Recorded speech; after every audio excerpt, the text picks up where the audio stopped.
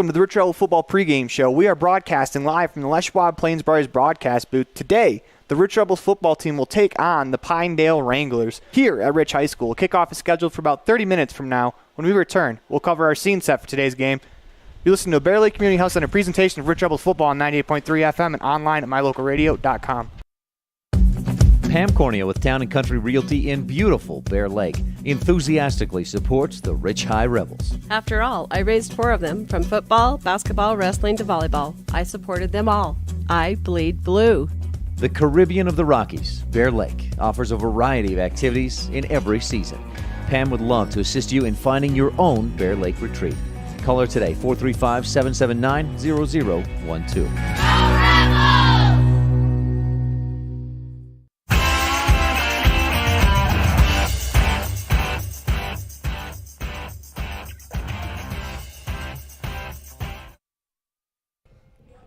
You're tuned into the Rich Rebel Football Pregame Show, where we are broadcasting live from the Les Schwab Plains Tires broadcast booth. It is time for the scene set, brought to you today by Pam Cornea at Town & Country Realty, buying and selling Bear Lake in Utah and Idaho. Call Pam Cornea today, 435-779-0012. And it is a beautiful day for football. Not too hot, not too cold. Brisk wind blowing in the breeze, but I think we're going to be all right to have a wonderful day for football as the weather looks perfect, not a single cloud in sight. Once again, the beautiful mountains are in the backdrop. This is a great venue to take into a football game. You get to watch your kids and you get to stare at the mountains as my broadcast colleague Rob Lason joins us. And Rob, it's a beautiful day out. It is. It's a little chilly with that wind, but it's not bad. It may have a little bit of effect on the passing game. Yeah, I do think that the weather's going to hold up today. It's going to be great because it's going to be a lot worse tomorrow, so I don't think we'll complain if we can get this in with just sun. Our scene set today has been brought to you by Pam Cornea at Town & Country Realty. Whether you're buying or selling in Bear Lake, Idaho, or Utah, call Pam Cornea today at 435-779-0012. When we come back, we'll visit with Rich High alumni Isaac Hopkins, who graduated in 2014 on the Mountain Valley Cattle Company segment, Where Are They Now? You're listening to a Bear Lake Community Health Center presentation of Rich Rebel football on 98.3 FM and online at mylocalradio.com. Success doesn't come by accident. Success requires hard work, perseverance, learning, sacrifice, and believing in yourself. Eddie and Todd Jensen established the Mountain Valley Cattle Company in Thatcher, Idaho on these very principles. The students, staff, athletes, and coaches at Rich High School value these same fundamentals in education and activities, in athletics, and in life. Good luck, Rebels, from Mountain Valley Cattle Company, serving customers in Utah, Idaho, and Wyoming since 1997.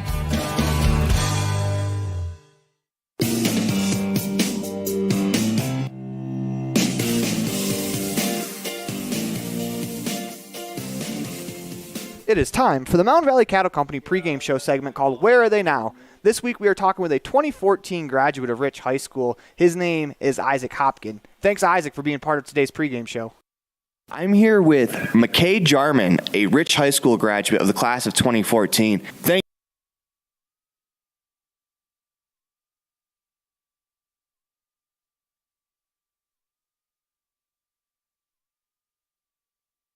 I'm with Isaac Hopkins, a 2014 graduate of Rich High School. Isaac, how you doing today? Doing well. So, Isaac, I understand that you've moved across the country. You are now currently in the Eastern Time Zone. Can you tell us a little bit about why you decided to move out east? Yes, sir. Just caught the fever to go to law school through certain events, and fortune led me to where my mom, grandparents, and uncle live in Winston-Salem, and also the same law school in that town, Wake Forest. So just currently in my second year at law school here at Wake. Man, law school, that's pretty impressive. I might have to keep you in the Rolodex just in case, you know?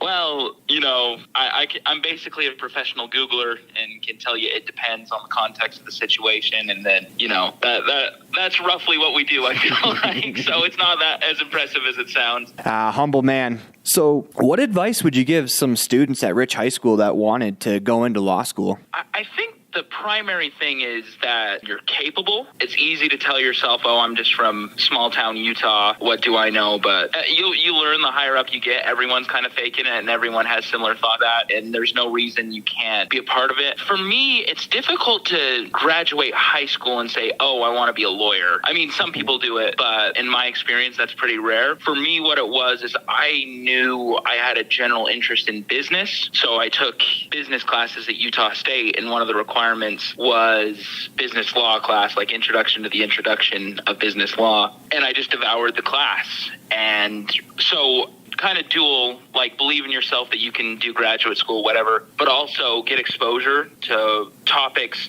within your interests, of course, but don't be so set on one path. Keep yourself open, especially as you start college, to a lot of things, and you'll find areas of interest. Is there any kind of practice you're looking to get into? Like you said, the business law is the first class you took. Is that something that you want to do in the future? So, yeah, now I'm going to be interning this summer, and then that'll likely turn into my job at a law firm in Delaware, and they do corporate law there. So the most familiar one is if you've heard about the Elon Musk versus Twitter lawsuit. That's all taking place in the Delaware courts. So that's the type of work I'll be likely doing, is that corporate litigation over shareholder lawsuits, stuff like that. So pretty exciting stuff. Feel very fortunate to be able to practice in an area that really covers my interests, but also is dynamic and really professional in a great place. So that's where I'm leaning.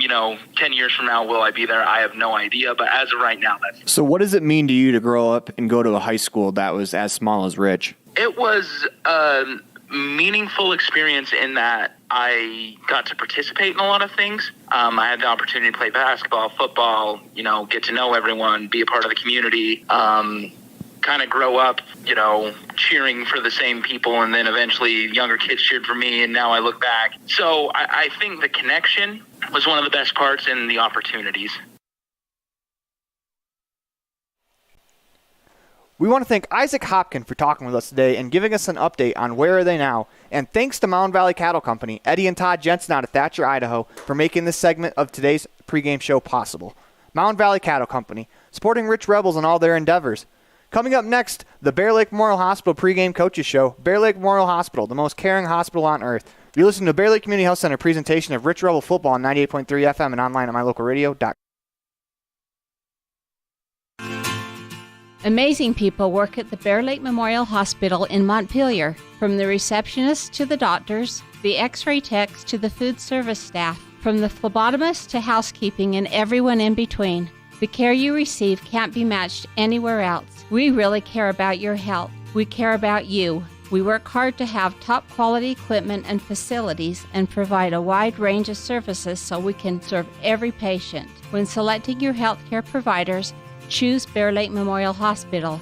You'll feel the difference.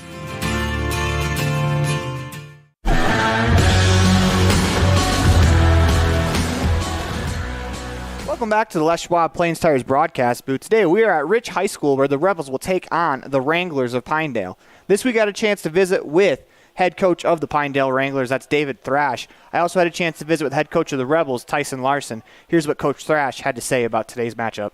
I'm with head coach of the Pinedale Wranglers. That is head coach David Thrash. Coach Thrash, how you doing today? I'm doing well. Thanks for asking. How are you doing? I'm doing pretty good. So this week we have a matchup with Pinedale, and just a couple of questions for you. What would you say the identity of your team is? I think that where we are and what we're trying to do as a program with rebuilding, restructuring, new staff, new players, all that kind of stuff. I think the identity of our program right now is just that the pride in the Wrangler way of getting up every day and putting up with, not necessarily the outcomes that we would like to see, but at the same time, knowing it's a means to an end and doing the work to do it the right way in order for us to accomplish those goals. Although, like you said, not the result that you want, what are some positive things that you've seen out of your team this year? Oh, the positives that we've seen out of our team this year, are for one, the number of athletes that came out to strap it on for the season and become a part of the brotherhood and be a part of the program. Other positives that we've seen are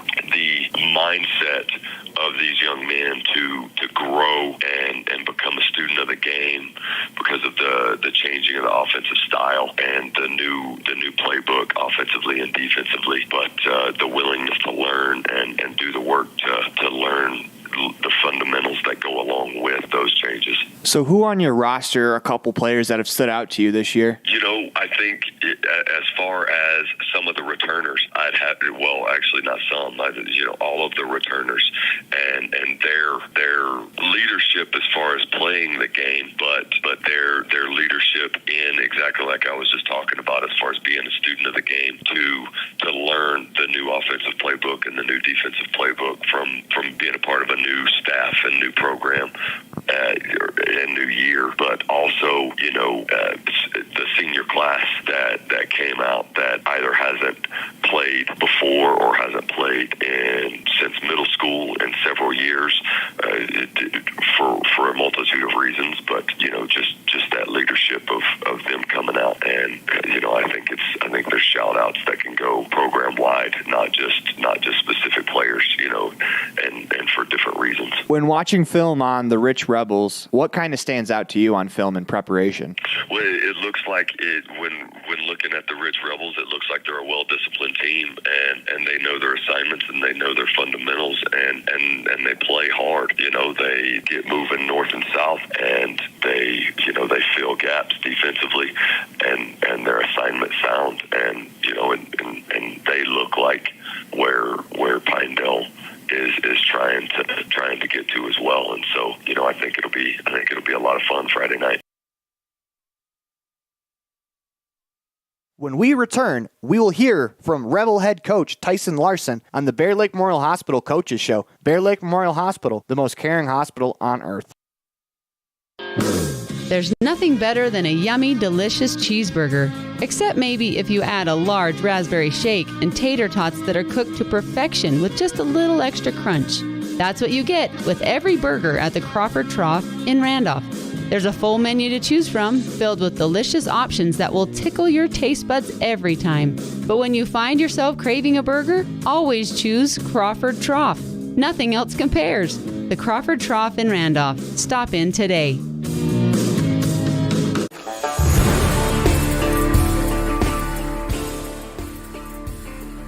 So, Coach, today is senior day. Seniors are going to play in their last game today at Rich High School. What are the emotions like in the locker room? They're ready. They're definitely ready to roll, and I'm excited for what they'll be able to do today. So what does it mean for some of these seniors coming out? It's their last time they get to play on this grass in the regular season, that is. What kind of emotions do you think they're going through? Oh, I think similar. I think a lot of people would probably echo the same feelings that I'd share, that it really is a rough deal when you realize football's over. It's different than any other sport. You don't ever put the pads on again. You can go and play pickup basketball again. You can go and wrestle around with your brother, and you can race your brothers all you want, but you don't go and you can even play a little two-hand touch, but it's not the same. So I think football's just got a unique feel to it, and I think the kids have, we've underperformed this year, but I think they've enjoyed it enough to where it's going to be something they're going to miss in the future. So I just hope they use that and not use it as a distraction tonight. I know sometimes senior night type things can be a little bit distracting for kids, but I think they'll rise to the occasion. It'll be one that they'll play harder than usual, especially where we've struggled a bit, got beat every time here at home this year so far. So hopefully we come out with a win. So we talked earlier in the week about what stands out about Pinedale, and you said their size is one of the things that stood out. What do you have to do to be able to combat that size? I think a lot of it's winning the line of scrimmage in terms of firing off hard, like being more explosive and just playing a little more intense, because they're a team that obviously they're hungry for a win too. So I'm sure they're going to be coming at us, and so we've just got to go punch them in the mouth, as people say.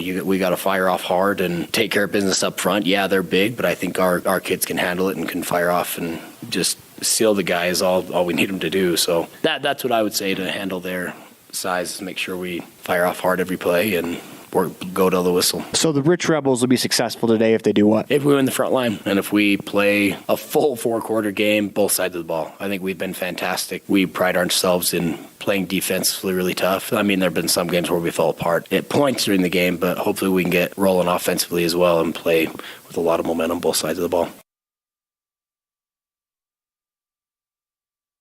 We want to thank Bear Lake Memorial Hospital for sponsoring our coaches show today. We're about 30 minutes away from the town of Woodruff opening kick between the Rebels and the Wranglers. Coming up, we'll have the Epic Recreation Keys to the Game. You listen to a Bear Lake Community Health Center presentation of Rich Rebel football on 98.3 FM and online at mylocalradio.com.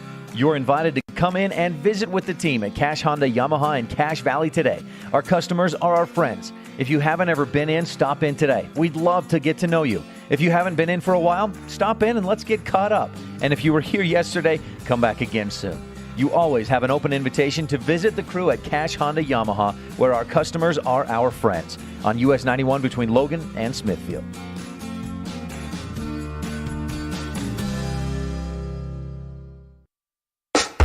Signage is a critical part of your business. It helps customers find your front door. Rocky Mountain Sign will provide you with expertly designed signs, LEDs, channel letters, as well as skillfully cut signage using wood, metal, plastic, and other mediums to help your customers find you with high-quality signage. Using the best technology, designs, and installation by Rocky Mountain Sign. Your signage says a lot about your business. Work with the professionals at Rocky Mountain Sign, 243 7th Street in Evanston, Wyoming. As one of the region's most visited websites, MyLocalRadio.com is here to serve you. Catch up on local and regional news and information. Buy, sell, or trade your good used items on the radio classifieds. Check the weather forecast or catch our live coverage of your high school teams in action, all on MyLocalRadio.com. Like us on Facebook so you never miss a giveaway, and visit MyLocalRadio.com today to stream it all live.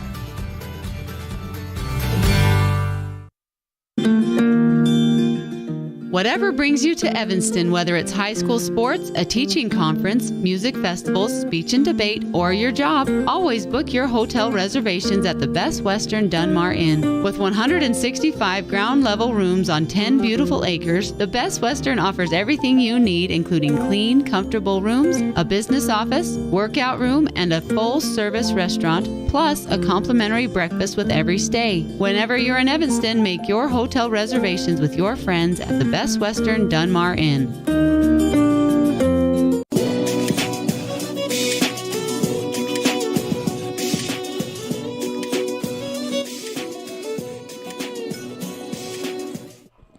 Well, welcome back to the pregame show. We are broadcasting live from the Les Schwab Plains Tires broadcast booth. It is time to take a look at the Epic Recreation keys to the game. Make your next vacation epic. Visit epicrecreation.net. And we're going to turn this over to my partner, Rob Leifson, as you have some keys to the game for us. I do, and the first one would be get out of the blocks early. You heard Coach Larson say punch Pinedale in the mouth. Rich has outscored their opponents this year 51-28 in the first quarter, and I think that's going to be key to maybe take some of the energy away from the Wranglers. Second one would be to flip the switch, keep Pinedale guessing on our defensive scheme. Coach Cornea, your defensive coordinator, says you're going to see Rich switch between a 3-5 and a 5-3, and they've had some success doing that, in particular with Kemmer and Cokeville. So I would like to see them do that again. And my wife likes to watch the baking competition shows on the Food Network, so especially around the holidays. But we need to win the bakery competition of the turnovers. That has been key. The first half of the year, it was all Rebels. Second half of the season, it's unfortunately been going the other way. So those are the three keys I'd give you, Aaron. Rob Leifson, not only superstar statistician, but master of the dad jokes. I guess my key to the game, defense. Our defense is the best part of our team, and this is an offense that I think our defense can really take advantage of, as if you look at the stats, we hold an advantage in most of the statistical categories, but we don't play football on paper. We don't want a paper win. We want to win actually out on the gridiron, and I think we can come away with it today if we execute, if we play a really solid game. We play really solid Rich Rebel football. I think we're going to win this ball game. These have been your Epic Recreation keys to the game. Make your next Bear Lake vacation epic with rentals from Epic Recreation. Visit epicrecreation.net or find us on Facebook. You're listening to Bear Lake Community Health Center presentation of Rich Rebel football on 98.3 FM and online at mylocalradio.com. Before we go to break, one quick program note. It is senior night here at Rich High School, so we will have the presentation of the senior gifts. We'll have that live for you on the online stream. We'll have the sound for you on the radio. We'll be right back after this. Whether you're kicking up the dust in the hills, making waves down on the lake, or taking advantage of the world's greatest powder, don't just hope to have fun. Take that sled by the handlebars and make your time at Bear Lake epic. Epic Recreation rents equipment and cabins for your vacation fun at beautiful Bear Lake. From watercraft, large and small, to UTVs, sleds, and more, Epic Recreation has it all. On-road, off-road, or out on the Caribbean blue water. Book your next adventure at epicrecreation.net. Amazing people work at the Bear Lake Memorial Hospital in Montpelier. From the receptionists to the doctors, the x-ray techs to the food service staff, from the phlebotomist to housekeeping and everyone in between. The care you receive can't be matched anywhere else. We really care about your health. We care about you. We work hard to have top quality equipment and facilities and provide a wide range of services so we can serve every patient. When selecting your healthcare providers, choose Bear Lake Memorial Hospital. You'll feel the difference. At Rich School District, we believe that success motivates individuals, and every student is capable of learning. We believe an effective classroom facilitates learning. We believe in the development of lifelong learners, and we believe that a quality education makes the difference. Student involvement equals student success. Currently, 93% of Rich High students participate in extracurricular activities. Rich School District, providing a quality, well-rounded education for each student. Nothing makes your kid feel like a superstar more than seeing his or her very own Fathead in the stands. Fathead car decals and yard signs are inexpensive and easy to get at Rocky Mountain Sign in Evanston. Whether it's for the big game or to cheer on the high school band, our children make us proud in so many ways. Show your pride today. Go Rebels! West Star Printing and Rocky Mountain Sign, 243 7th Street, Evanston.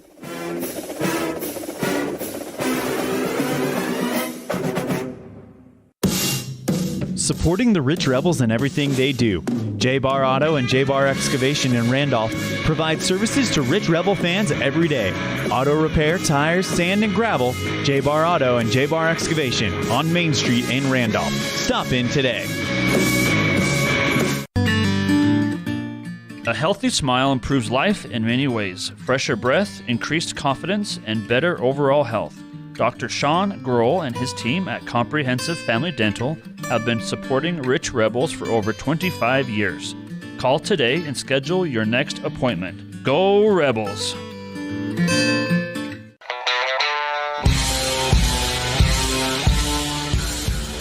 This has been today's pregame show broadcast live from the Les Schwab Plains Tires broadcast booth. We are just moments away from today's starting lineups and the Town of Woodruff opening kick. The Town of Woodruff sharing the Rebel pride and wishing you good luck. Mayor Scott Saby, council members Raymond Fransden, Kent Stewart, Millie Bradshaw, Seiko Webb, and clerk Lisa Bell. You're listening to a Bear Lake Community Health Center presentation of Rebel Football on 98.3 FM and online at mylocalradio.com. So this is the reserve at Bear Lake, most beautiful place in the world. Come here and find out how you can buy your own Airbnb property and help pay for itself, or just come here and enjoy a second home. And sports courts, pools, hot tubs, access to 200 miles of mountain trails. Brand new homes now starting at $600,000. Quarter shares starting at $250,000. Would like you to invite you to be part of that. Call Gary McKee at Bear Lake Realty at 435-946-8888.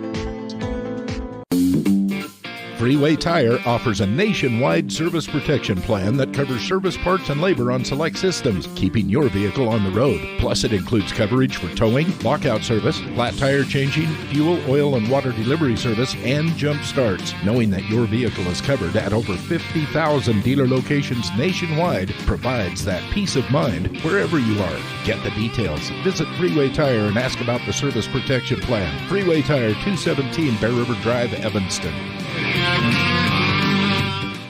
Whether you're kicking up the dust in the hills, making waves down on the lake, or taking advantage of the world's greatest powder, don't just hope to have fun. Take that sled by the handlebars and make your time at Bear Lake epic. Epic Recreation rents equipment and cabins for your vacation fun at beautiful Bear Lake. From watercraft, large and small, to UTVs, sleds, and more, Epic Recreation has it all. On-road, off-road, or out on the Caribbean blue water. Book your next adventure at epicrecreation.net. This presentation on mylocalradio.com is also brought to you in part by Hoover Chiropractic. With over 3 decades of experience, Dr. Todd Hoover can help you with all the chiropractic work you need, plus x-rays, blood work, a weight loss program, and can help you get rid of allergies and migraines.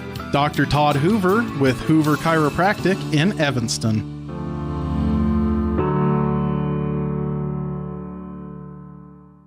In the state where life is elevated, live your life in a higher gear. Cash Honda Yamaha can help you enjoy our beautiful local terrain, whether it's in the valleys, mountains, snow, or water. So get out and enjoy all nature has to offer at a higher speed. Visit Cash Honda Yamaha in Cache Valley to start living your life at your new speed. Visit us in Hyde Park, just north of Logan, Utah. Taking care of yourself is important through all stages of life. Bear Lake Community Health Center offers a holistic approach to a healthy body and mind that includes education, prevention, and networking. We offer medical, dental, behavioral health, nutrition, and pharmacy services. We accept most insurance, including Medicaid, Medicare, and have a sliding scale discount plan. Choose Bear Lake Community Health Center, 435-946-3660.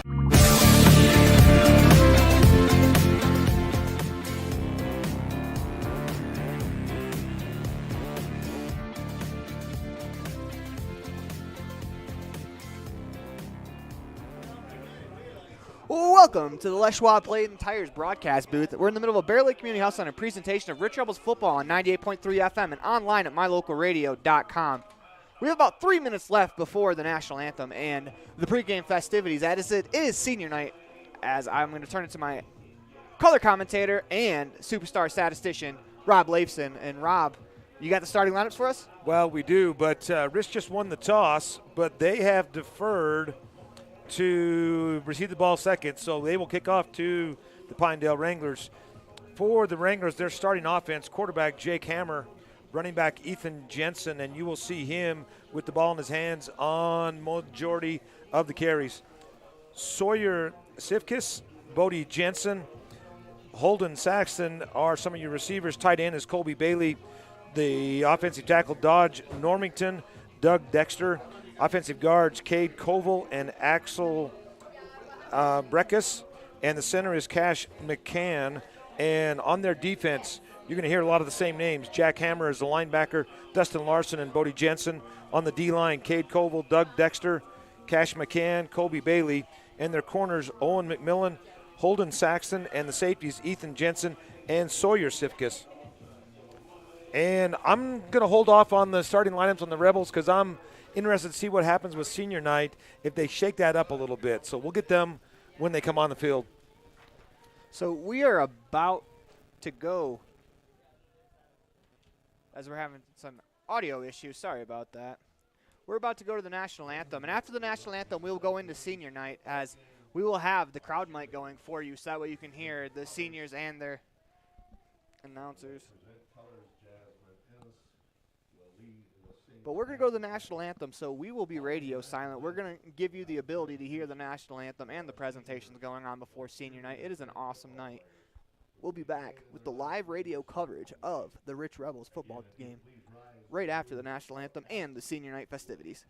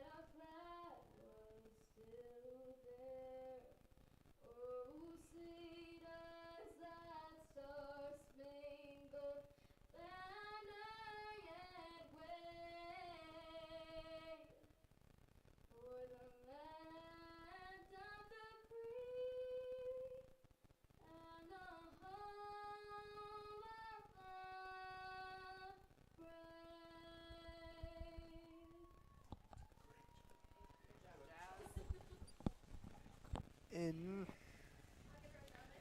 now we're going to get to the senior night festivities, as we will introduce all the seniors, recognize their parents, and recognize all that they have done for this program. We'll be back to live coverage after the senior night festivities here on 98.3 FM and online at mylocalradio.com.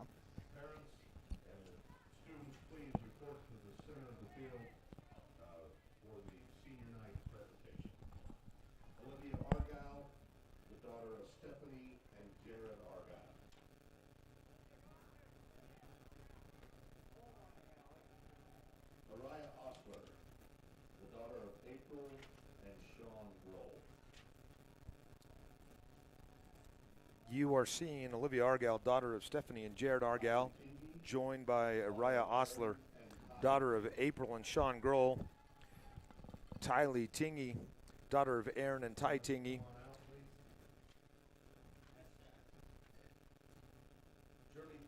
Journey Bowden, daughter of Trinity and Jamin Bowden, Meredith Coonrod, daughter of Dory and Otto Coonrod. And we're missing the manager today, Ryan Staple, daughter of Shelley and Chris Staple. And you're seeing some parents having to run. Jared and Stephanie are just getting here.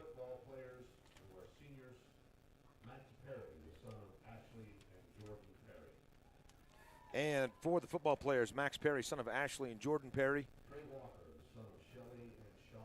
Trey Walker, son of Shelley and Sean Walker, number 3. Hunter Pace, son of Shay and Cullen Pace.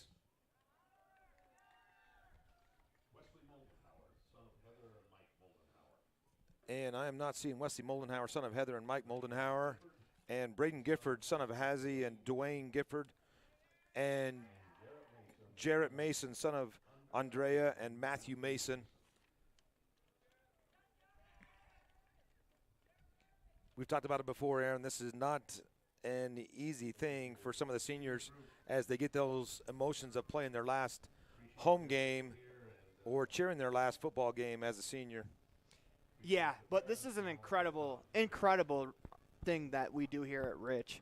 I'm brand new to this, and this is awesome. Just the gift exchange that the students give to the coaches give gifts to the students, and they give parents gifts as well. It's just an awesome celebration of just some kids that have, between both the cheer squad and the football team, that have given blood, sweat, tears, and a lot of their own time to these programs. None of these programs would be anything without the participation of coaches and kids, so it's great to see that they are recognized in such a manner. We're going to go to the live cam as we are about ready to kick off senior night here for the Rich Rebels. As we adjust the station on main scoreboard to read that it is quarter number 1, which is brought to you by the Crawford Trough, the place to eat and drink. Looks like you got Jaden Dash doing the kicking honors for the Rebels. Before we get starting, I want to remind you that all kickoffs are brought to you by the town of Woodruff. First downs by LSR Refrigerated. Turnovers by the town of Garden City. The fan cam is brought to you by Bear Lake Realty and Gary McKee. And the scoreboard is brought to you by the station on Main. As Jaden Dash is talking with the official, looks like we're about to get underway here in the final game of the regular season for both of these teams. The Rich Rebels come in at 3-6, while the Pinedale Wranglers come in at 0-8. It will be Dash to get us underway. He's got the town of Woodruff kickoff teed up. He approaches and he boots it away. We are underway. That ball will land at the 15-yard line. Fielded by the Wranglers. They're going to return around the right side as they got some room out across the 30 to the 40. As that is Owen McMillan takes the return around the left side out to about the 42-yard line. Not exactly the start we wanted on special teams. No, I would agree. But this is an opportunity for the defense to come out and set the tone again, as they have done very well in the last few weeks. The Rebels love to have their defense on the field first, and I totally agree. I think that is their best group, as the official calls timeout, and it looks like head coach Tyson Larson is going to run out to grab the tee. Looks like you've got Jaden Desch starting in the safety spot, Kason Johnson and Levi Stonehouse as your corners, Carter Hoffman, Max Perry, and I can't see a third linebacker. There's your 3-5 look. Wranglers come out in the shotgun. They get the snap. They hand it to the back in the backfield as the quarterback for today's game will be Ethan Jensen, number 7. As that run goes to number 21, Bodie Jensen, as it's a couple of Jensens in the backfield for the Wranglers right off the bat. You've got Drake Weston as the other linebacker, and on the front, you've got Jack Bell. Looks like you've got Braden Gifford as the senior starting on the D-line, and Carson Murbrook, Noah Perry. On the other side, Trey Walker rounds out your your defensive starters. Bodie Jensen picks up 2 on the play. That'll bring up 2nd down and 8. Wranglers come out, 2 receivers each side. They're in the shotgun as Ethan Jensen gets the snap, fakes the handoff. He's going to roll to his right and looks to throw. Throws it over the middle, picked off by number 5, Jaden Desch with another interception. Rebels defense sets the tone again as Desch returns it out across the 50 into Wranglers territory, across the 40 to about the 37-yard line.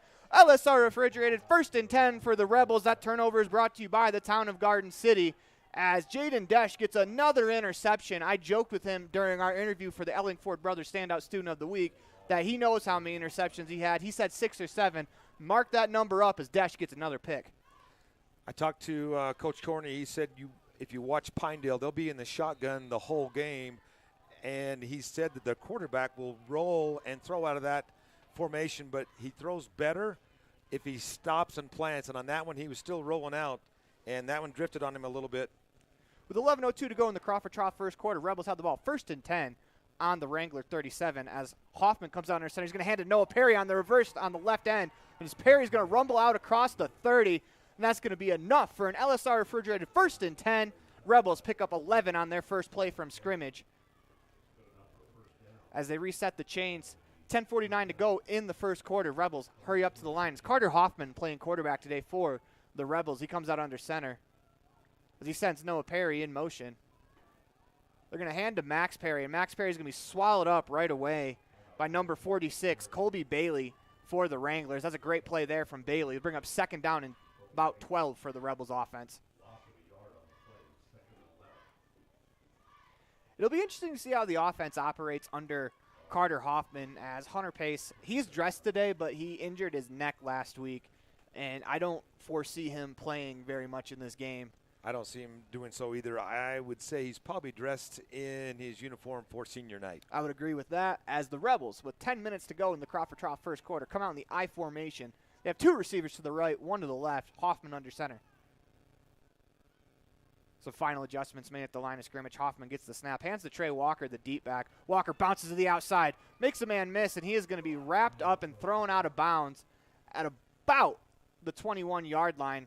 That's going to be a gain of 7 on the play for Walker. Levi Stonehouse, number 11, out there fighting that block to try to give Walker a little bit more yardage on that play. Rebels want to go fast, but nobody gave the ball to the referee, so they're unable to do so. This will bring up 3rd down and about 5 for the Rebels offense. Hoffman comes out under center, I formation again. And we are going to get a flag on the play as there's going to be a false start called, as I think Trey Walker took an extra step before the play was going. With 9:30 to go in the Crawford Trough first quarter, 3rd and 9 for the Rebels. Well, let's see what the Rebels offense draws up here. As they're in 3rd and long from the Wrangler 25-yard line. You'd have to think 4-down territory if they can get the ball close to the 1st down marker. Hoffman comes out under center. Gets the snap, fakes the handoff to Walker. He's going to roll right, stops, throws. Has a man open. It's Noah Perry. Noah Perry out across the 15, and Noah Perry has enough for the LSR Refrigerated 1st and 10 as they'll mark him down at the 15-yard line. 1st and 10 Rebels, once again brought to you by LSR Refrigerated, as that was a nice pass there from Carter Hoffman. A good throw to get him in his rhythm as Perry was open on the out route. That is a good play call, I think, to get him rolling a little bit and let him complete a pass. That confidence has got to bode well for the remainder of the ball game. 1st and 10 Rebels from the 15-yard line. Got to get to the Wrangler 5 to pick up another 1st down on their way to the end zone. Rebels come out in the I formation. It's Hoffman under center. Max Perry is the fullback, Trey Walker in the deep back. As they fake to Max Perry, they're going to run the option. They pitch it to Walker. Walker out across the 20 to about the 16-yard line where he's forced out of bounds. Good decision making there from Carter Hoffman to pitch that one away. But a dangerous pitch as that one went forward just a little bit. As they will pick up about 4 on the play. It'll be 2nd down and 6 from the Wrangler 11-yard line. As the Rebels get an interception on the second play from scrimmage on defense, that set up the field position as the Rebels come out with Max Perry, the lone back in the backfield, trips to the left. Carter Hoffman under center, gets the snap, fakes to Perry. He's going to throw, has a man, and he overthrows the man. That was Stonehouse that was open in the flats. That'll bring up 3rd down and about 6 for the Rebels offense. Needed to put a little bit more speed on that one. And I don't know, the wind seems to be picking up and dying off a little bit, so probably hard to call that on the amount of wind you got to take into account. Holden Saxon on the coverage. Rebels come out quickly. They have trips. They're going to pitch it to Max Perry, who's deep in the backfield, around the left side, across the 10, and he's going to get about to the 6-yard line before he's hauled down. It'll depend on the spot, as it looked like Max Perry's left foot was far enough for a 1st down, but they're going to mark him about a yard short. That'll bring up 4th and 1 for the Rebels offense. It's decision time with 8 minutes to go in the Crawford Trough first quarter, and it looks like no hesitation. The Rebels are going for it, 4th and 1. Can I call a quarterback sneak? Rebels come out with Hoffman under center. Max Perry's the deep back. 2 receivers on each side. As Hoffman gets the snap, he's going to rumble up the middle. Out across the 5-yard line. Looks like he got to about the 4. That should be enough for an LSR refrigerated 1st and 10 as they move the chains. It'll actually be 1st and goal for the Rebels from the 4-yard line with 7:36 to go in the Crawford Trough first quarter. This offensive drive for the Rebels has been impressive so far. We called 2 of the keys of the game. Number 1, punch him in the mouth and win the turnover battle. And we've already taken care of the turnover battle so far, 1-0. So if we can put it in right here, check off key number 2. Rebels are delayed coming out of the huddle as a player needed their helmet snapped back up. They come out with Max Perry, the lone back, Hoffman under center. Hoffman's going to keep it up the middle, bounces, and he's trying to reach for it. We'll see if he gets there. He's going to be a little bit short as he reached out at the last second to pick up 3 yards on the play. It'll be 2nd and goal from the 1-yard line. As the Rebels look to polish off a great opening drive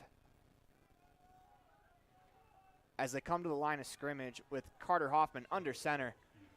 2 deep backs, Max Perry the fullback, Noah Perry the deep back. Hoffman gets the snap, hands to Noah Perry, and Perry's going to keep his legs moving, and it does not look like he got there. Might have lost a half a yard. Good defense there from the interior line of the Wranglers as Noah Perry did not get there. They're going to mark the ball maybe a half-inch further than what it was. That's inside the 1. It'll be 3rd and goal. 6:20 to go in the Crawford Trough first quarter. 0-0 on the station on main scoreboard. Rebels driving down the field. They have the ball inside the Wrangler 1-yard line. Carter Hoffman comes out under center. In the I formation, the 2 backs are Max Perry, Noah Perry, the deep back. Hoffman gets the snap, fakes the handoff to Noah Perry. He's going to hand to Trey Walker. Trey Walker around the edge, has no one in front of him. Touchdown, Rebels, as they give it to Trey Walker on the reverse. Around the right end for a touchdown with 5:59 to go in the Crawford Trough first quarter. Station on main scoreboard now reads 6-0. Rebels with the lead. I hesitated to interrupt you, but I thought, you know what, if you can't get it down the middle, might as well go wide, and that's exactly what the Rebels did. And Jaden Desch lining up for the extra point.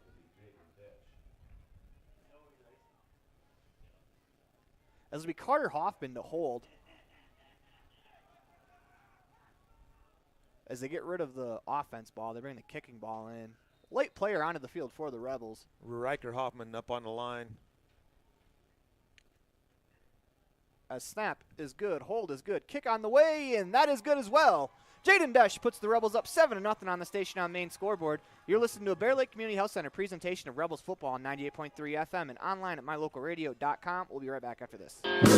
There's nothing better than a yummy, delicious cheeseburger. Except maybe if you add a large raspberry shake and tater tots that are cooked to perfection with just a little extra crunch. That's what you get with every burger at the Crawford Trough in Randolph. There's a full menu to choose from, filled with delicious options that will tickle your taste buds every time. But when you find yourself craving a burger, always choose Crawford Trough. Nothing else compares. The Crawford Trough in Randolph. Stop in today.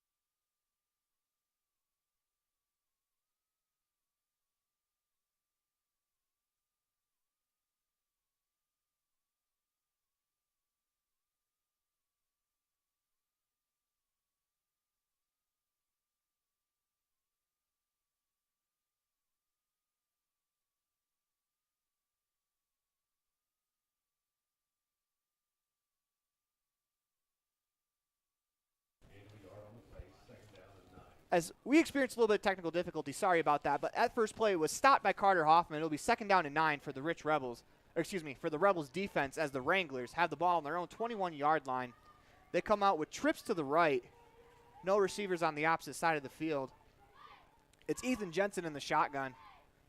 He gets the snap, drops back to pass, throws right away, finds Holden Saxton at the 19-yard line as Saxton rumbles forward to about the 27. Good pickup after the catch, as that'll bring up a 3rd down and about 3 for the Wranglers offense. Noah Perry on the stop, number 2.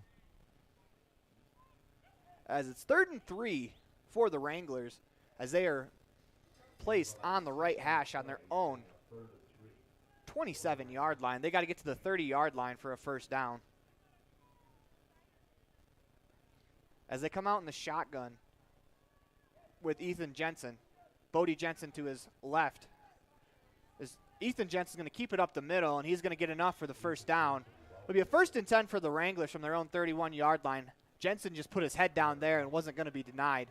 Met by Carter Hoffman, number 8, and Max Perry Sr., number 20. 4:15 to go in the Crawford Trough first quarter. Wranglers have the ball on their own 31-yard line, 1st and 10. As the Rebels on the opening drive got an interception from Jaden Desch that set the offense up in a great spot to punch in an opening touchdown as the Rebels lead 7-0 on the Station on Main scoreboard. Wranglers come out. Receiver split to each side, 2 backs in the backfield as Ethan Jensen gets the snap. He's going to hand it the back on his right. That's Bodie Jensen as he's going to rumble forward to about the 35-yard line. They're going to give him the 36 as he fell forward. They'll bring up 2nd down and about 5 for the Wranglers. Number 68, Carson Muirbrook on the tackle. If you noticed, we lined up in the 5-3, flipped the switch, and went to the 3-5, and hopefully that mixes up a little bit on the Wrangler side of the ball to think they're facing the front 5, and then all of a sudden it's taken back. 3:20 to go in the Crawford Trough first quarter. 7-0 Rebels on the Station on Main scoreboard. Ethan Jensen in the shotgun. Bodie Jensen to his right. This time they're going to hand it the other back. It's number 81, who's actually a fullback going through the blocker, and the ball is out. But the Wranglers are able to fall on it as it was number 81. It was Tucker Watson with the carry. Tucker Watson with the lead block. Bodie Jensen with the carry, or Ethan Jensen, excuse me. As And we'll get the right Jensen eventually. Dodge Normington, 74 on the recovery. There were several Rebels that had a shot at that one, but it kind of bounced the wrong way. That's the first fumble of the game forced by the Rebels. That was a good punch out from behind from the defender that was trailing. Couldn't quite see who it was. But Wranglers dodge a bullet there as they have the ball. 1st and 10 on their own 44-yard line. Ethan Jensen in the shotgun. Got a receiver split out each side. Gets the snap. He's going to hand it this time, number 32, Dustin Larson, as he rolls forward for about a yard. Nice play there from Noah Perry to keep it to a 1-yard gain. 2:28 to go in the Crawford Trough first quarter. 2nd down and 9 for the Wranglers on their own 45-yard line as the Rebels substitute on defense. Jordan Johnson, number 58, coming in for Braden Gifford. See if the Wranglers draw up here in 2nd and long. As Ethan Jensen's in the shotgun, got a receiver to both sides of the field, a running back to each side of him. Drops back to pass. He's going to throw. Has a man knocked away by Levi Stonehouse. It's a great defensive play as they tried to find Holden Saxton on the slant route. Levi Stonehouse says no. That'll bring up 3rd down and 9 for the Rebels defense. Perfect timing by Levi to break that pass up. This will bring up 3rd and 9 from the Wrangler 45-yard line. Ball is placed in the middle of the field. Wranglers are still huddled up.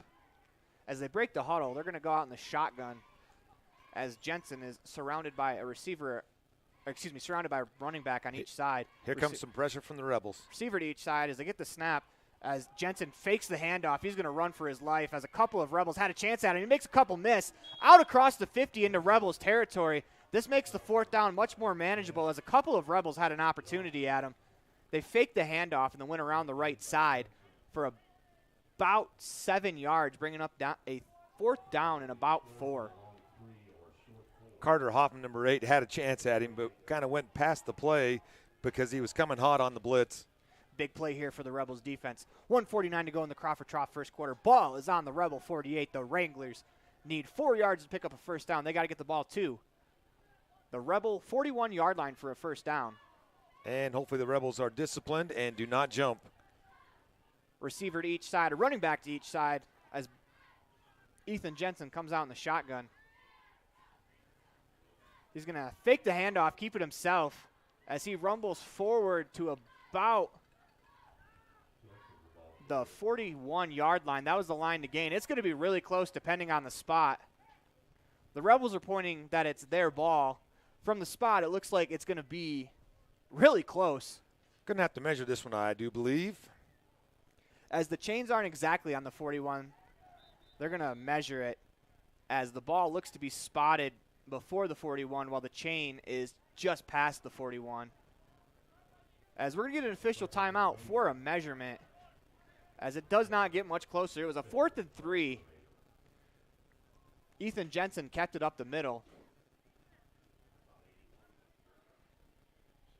As he's going to be, we'll see as the chains come out. Once again, the referee in the middle is is the closest full line to where the ball has to go by. And they're going to stretch the chain out. And it is going to be short. 1st and 10 for the Rebels as he was short by, I would say, not even the nose of the football. In the NFL, they'd break out the index card there to check it out. But it's going to be 1st and 10 Rebels. That's the second Town of Garden City turnover for the Rebels defense, as that was an incredible stop as Ethan Jensen put his head down and looked like he was going to try to just bully his way to a first down. Instead, Rebels get the ball back. They lead 7-0 on the Station on Main scoreboard. 1:31 to go in the Crawford Trough first quarter. Here comes Carter Hoffman and the Rebels offense. Let's see what they have designed for this second drive. What about the first drive did you like, Rob? We mentioned it before. I like the heavy load on the run. Rebels come out, trips to the right as Max Perry's the lone back. Hoffman under center. Hoffman's going to run the option with Perry. He rounds the corner. He's going to pitch it to Max Perry, who catches it, rumbles forward to about the 49-yard line as Max Perry made a man miss and then kept his legs going before he was pushed back. That'll be a gain of about 4 on the play as they're going to give him the 50-yard line. 2nd down and 6 with 1:09 to go in the Crawford Trough first quarter. 7-0 on the Station on Main scoreboard. The Rebels with the lead. Never did give you the offensive starters for the Rebels, but you got Jack Bales, the center, Talon Pace, J.J. Chandler, Jordan Johnson, and Carson Muirbrook up front. Rebels offense sprints to the line. Hoffman under center as Levi Stonehouse looks like he's going to line up on the wrong side of the field. Nice timeout called there from head coach Tyson Larson because Levi Stonehouse never got set. That would have been 5 yards. And Carter wasn't aware of that, so good call by Coach Larson. With that, you listen to Bear Lake Community Health Center presentation of Rich Rebels football on 98.3 FM and online at mylocalradio.com. We got 41.1 seconds to go in the Crawford Trough first quarter. We're going to stay right here with you throughout this timeout as the Rebels face a 2nd down and 6 from the 50-yard line. They have to get to the 44 of the Wranglers to pick up a first down. And you can't really draw it up much better for the Rebels to start. They lead 7-0. They have 2 defensive stops, 2 turnovers at that. Well, we mentioned earlier they have outscored their opponents 51-28 in the first quarter. You can now make that, my math's not really great, but 58-28. As Jaden Desch picked up an interception on the second play of the game. And the Rebels were able to cash that in for 7 yards. Points off turnovers are huge. When you can get 7 points after getting an interception, it's a big momentum swing as the Rebels come out, trips to the right. They're going to toss to Perry. They'll toss to Stonehouse on the reverse. Stonehouse has some room in front of him to the 45. Nice block from Trey Walker across the 50 to the 40 to the 30 where he's finally dragged out of bounds. And he's tackled late, so that's going to be an extra 15 yards as Levi Stonehouse carries the ball 25 yards to the 25-yard line. We're going to tack on 15 for either a horse collar tackle or a late tackle out of bounds. We'll see what the ref decides to call. But it'll be 1st and 10 for the Rebels offense, brought to you by LSR Refrigerated. You called it. Number 3, Trey Walker, had that key block on the corner to give Stonehouse the edge. If he doesn't make that block, that play does not happen. as they're going to call unnecessary roughness. They're going to mark the ball up 15 yards as the Rebels are going to have to chase the official. They will mark the ball on the left hash at the 13-yard line. Rebels offense looking to go right away. Hoffman under center. He's going to direct traffic, send Trey Walker back the other side of the line. They send Trey Walker in motion again. They're going to pitch to Max Perry as Perry's going to rumble up the middle.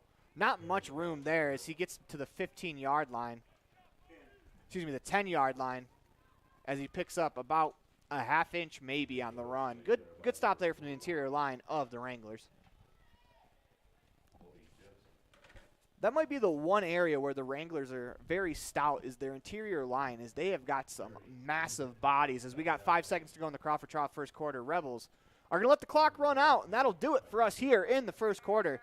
You listen to Bear Lake Community Health Center presentation of Rich Rebel football on 98.3 FM and online at mylocalradio.com. Station on main scoreboard reads the Rebels 7, the Wranglers 0. We'll be right back with the T7 Propane second quarter. This presentation on mylocalradio.com is also brought to you in part by Hoover Chiropractic. With over 3 decades of experience, Dr. Todd Hoover can help you with all the chiropractic work you need, plus x-rays, blood work, a weight loss program, and can help you get rid of allergies and migraines. Dr. Todd Hoover with Hoover Chiropractic in Evanston.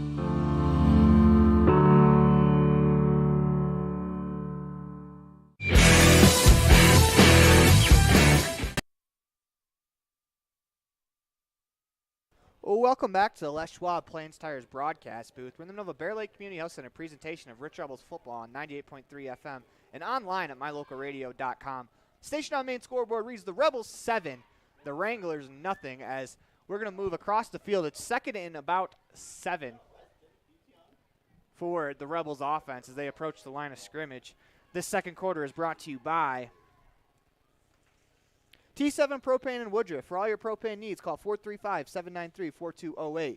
Hoffman under center. Gets the snap. Hands it to the deep back, Max Perry. Max Perry rumbles forward. He's tripped up after a gain of about 4 yards. Gets the ball to nearly the 11-yard line. That'll bring up third down and about 4 for the Rebels offense. Number 22, Jake Hammer for Pinedale, trips Max up on that play. As the Rebels face third down, this is not necessarily an automatic 4-down territory for the Rebels. They do have a field goal kicker in Jaden Desch who can make it from here. As they come out, 2 receivers to the right, 1 to the left, Hoffman under center. He's going to roll out, rolls to the right, looks to pass. On the run, looking, has a man back of the end zone. Jump ball, Noah Perry catches it in the end zone. Touchdown, Rebels! Carter Hoffman to Noah Perry for an 8-yard touchdown pass, and the Rebels lead 13-0 on the station on main scoreboard, pending the extra point attempt. I was looking for some laundry, but looks like the Rebels are going to send out the PAT unit. A nice pass there from Hoffman. He threw it in only an area where Noah Perry could get it, and Perry goes up and pays it off for his quarterback for giving him a chance. That's something you like to see when your wide receiver can go out and make a play like that. As Jaden Desch launches the kicking block. Looks like he's going to kick this one off the ground. Carter Hoffman will hold for the Rebels. Snaps good, holds good. Kick on the way. It is through the uprights, over the fence, and that ball looks like it's running away. But the Rebels lead 14-0 on the station on main scoreboard. 11:15 to go in the T7 Propane second quarter. Rebels lead 14-0. You listen to Bear Lake Community Health Center presentation of Rebels football on 98.3 FM and online at mylocalradio.com. We'll be right back after this.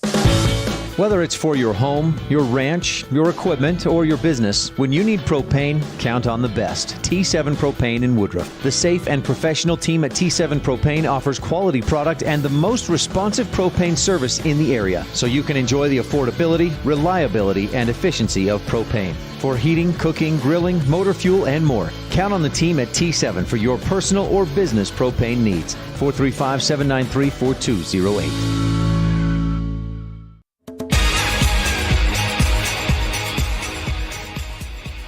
Welcome back to the Les Schwab Plains Tires broadcast booth. We're in the middle of a Bear Lake Community Health Center presentation of Rich Rebels football on 98.3 FM and online at mylocalradio.com. With 11:15 to go in the T7 Propane second quarter, the Rebels with a 14-0 lead on the Station on Main scoreboard. Now, do you want to explain this one to me, Aaron? We did not use the black box for the PAT, but we're going to use the black box, not the normal kicking tee, for the kickoff. So typically those black box tees, you can pop it out, and that's what you'll set the ball on for the PAT. It looks like Desch couldn't get the ball out. As Desch approaches the Town of Woodruff kickoff, he couldn't get the block out. As he pops it up in the end, the ball lands on the 15. High hop picked up by the Wranglers. Number 31, he is tackled hard by Levi Stonehouse, as that was Leo Labrador. And unfortunately, he is down on the play. As Stonehouse went low to make that tackle, looks like we're going to have the injured players up and off the field, as that was a big hit laid by Stonehouse. Stonehouse came to play today. 11:10 to go in the T7 Propane second quarter. 1st and 10 for the Wranglers on their own 24-yard line. As the Wranglers offense, they need to score here, as their defense hasn't been able to hold yet. Their offense is going to have to try to keep them in this game. Where the Rebels defense, if they can get another stop here, that is a huge momentum builder for the Rebels.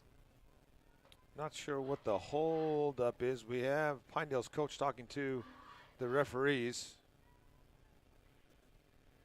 Could he be possibly looking for maybe a penalty on the tackle, but there was nothing dirty about the tackle. It was just a low hit. He's grabbing at his face like a face mask maybe, but doesn't look like he's going to win the argument. And with 11:10 to go, his offense is on the field as they switch the balls out. Nice catch by Jaden Cornea. We are ready to go as they come out in the shotgun. It's Ethan Jensen. Has a back to his right. Jensen gets the snap. He's going to hand it off to Bodie Jensen, and Jensen is dropped behind the line of scrimmage by Carter Hoffman. Great play there from Hoffman.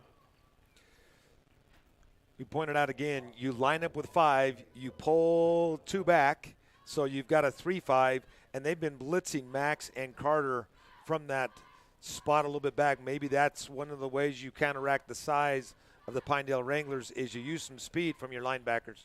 Loss of 1 on the play. The Wranglers will come out in the shotgun. 2 receivers each side, as it is Ethan Jensen in the backfield. Next to him is Bodie Jensen on his right-hand side.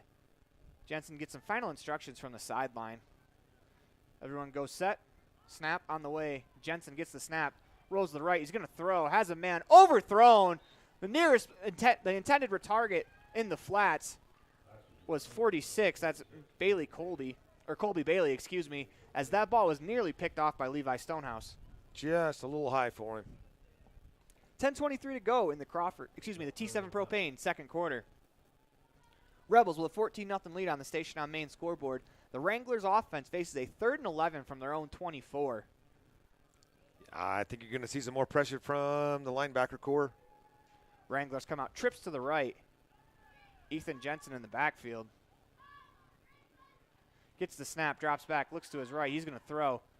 He's got a lot of time as he runs out of time, rolls to his right, throws, has a man. Nice catch there by number 10, Holden Saxton, and we're going to get a late hit there on Trey Walker. Yep. Walker, I think, was going for the ball and didn't have enough time to hold up. He hit Saxton after he hit the ground. That's going to be enough for a first down for the Wranglers offense. The officials are discussing. They picked the flag up. We'll see if they're going to mark it off. It looks like they will.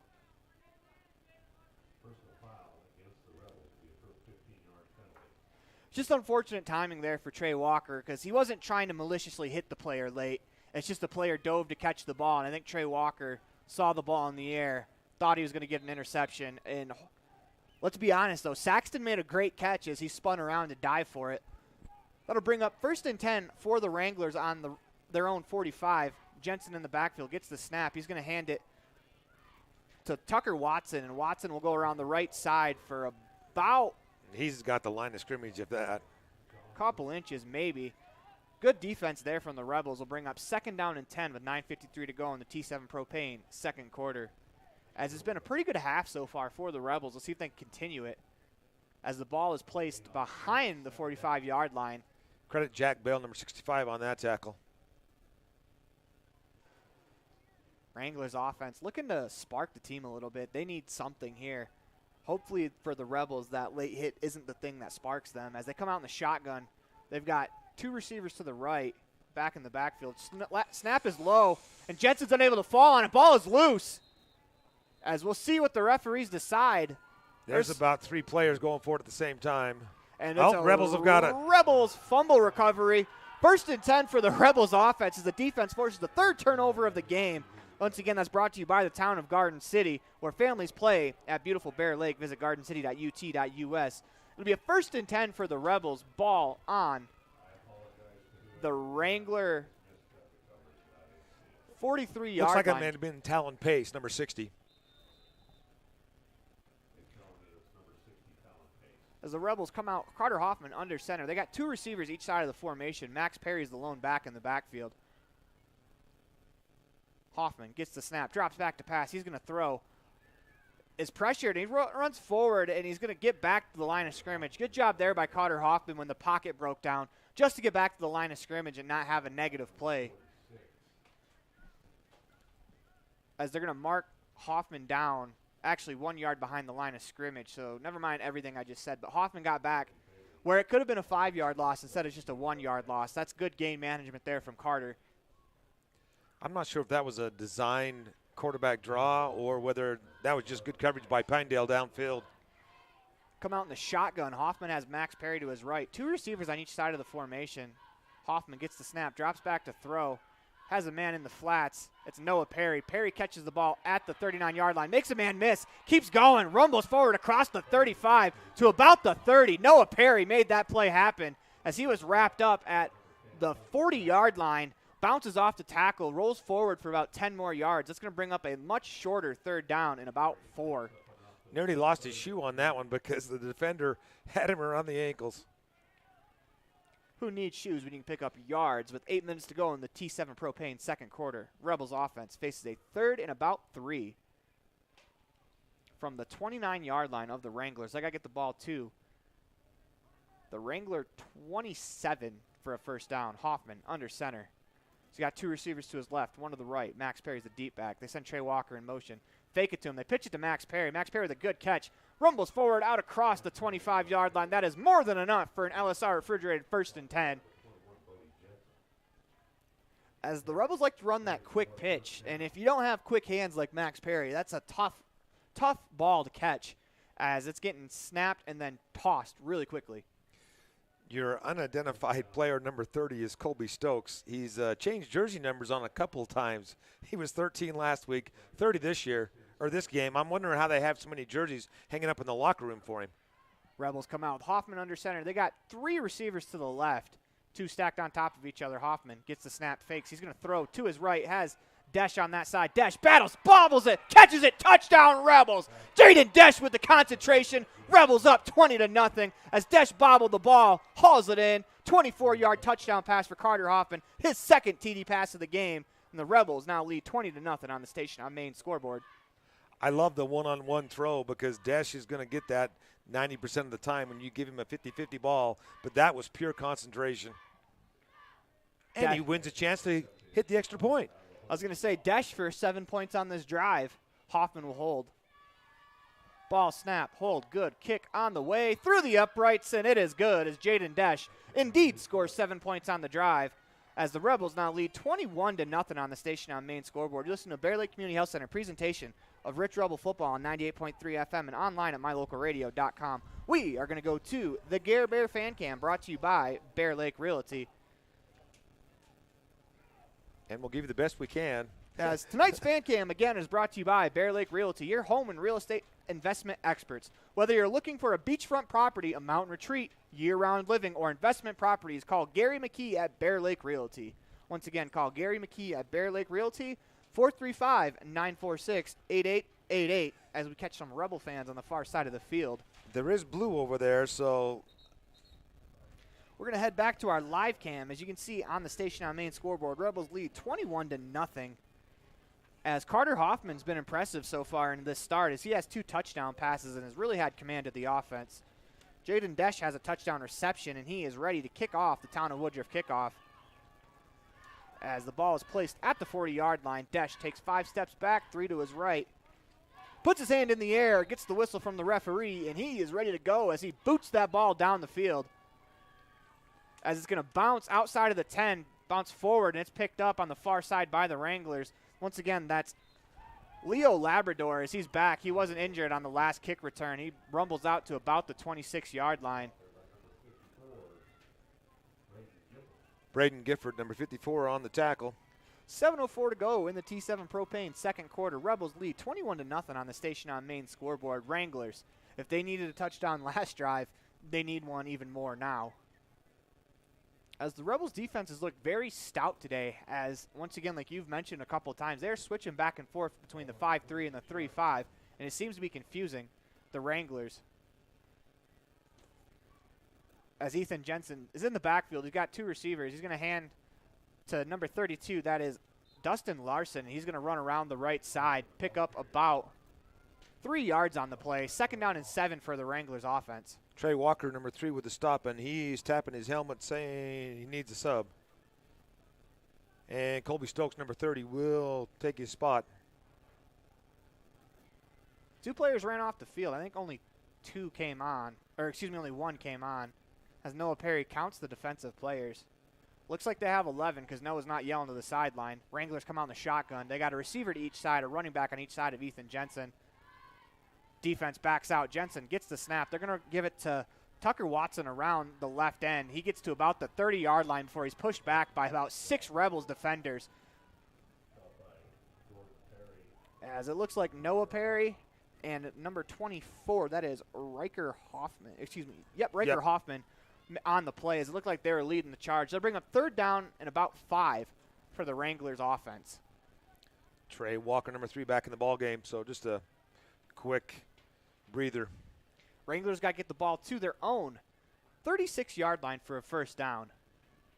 5:48 to go in the T7 Propane second quarter. Wranglers come out in the shotgun. They have 2 receivers split each way. As Jensen in the backfield gets the snap, rolls, looks, steps up in the pocket, and he is wrapped up there by a couple of Rebels. As it looked like Jordan Johnson, number 58, got to him first, I think. As Johnson gets there first, and a couple other Rebels are there to clean it up. As 5:23 to go in the T7 Propane second quarter. It's going to bring up 4th down and 12, and it looks like the punting unit's on for the Wranglers. For the first time in the ball game, correct? That is correct, as the other 2 possessions have ended. Excuse me, other 3 possessions have ended in turnovers for the Rebels defense. Max Perry deep to receive for the Rebels. He's standing on his own 35-yard line. As we're trying to find the number of the punter, as he's going to let it go. It's a decent punt as it bounces at the 47. Max Perry is going to field it at the 41, and he is not going to go very far. He gets back to the 40-yard line. Excuse me, he fielded at the 36. Gets about 4 yards on the return, as Max Perry was there just to field the ball so it didn't keep rolling downfield. Yeah, smart move just to keep loss of yardage because it was going to continue to roll. That's a gutsy move, though, when you've got defenders right next to you. It does take a lot of guts to watch 11 players running straight for you and field a punt on the roll.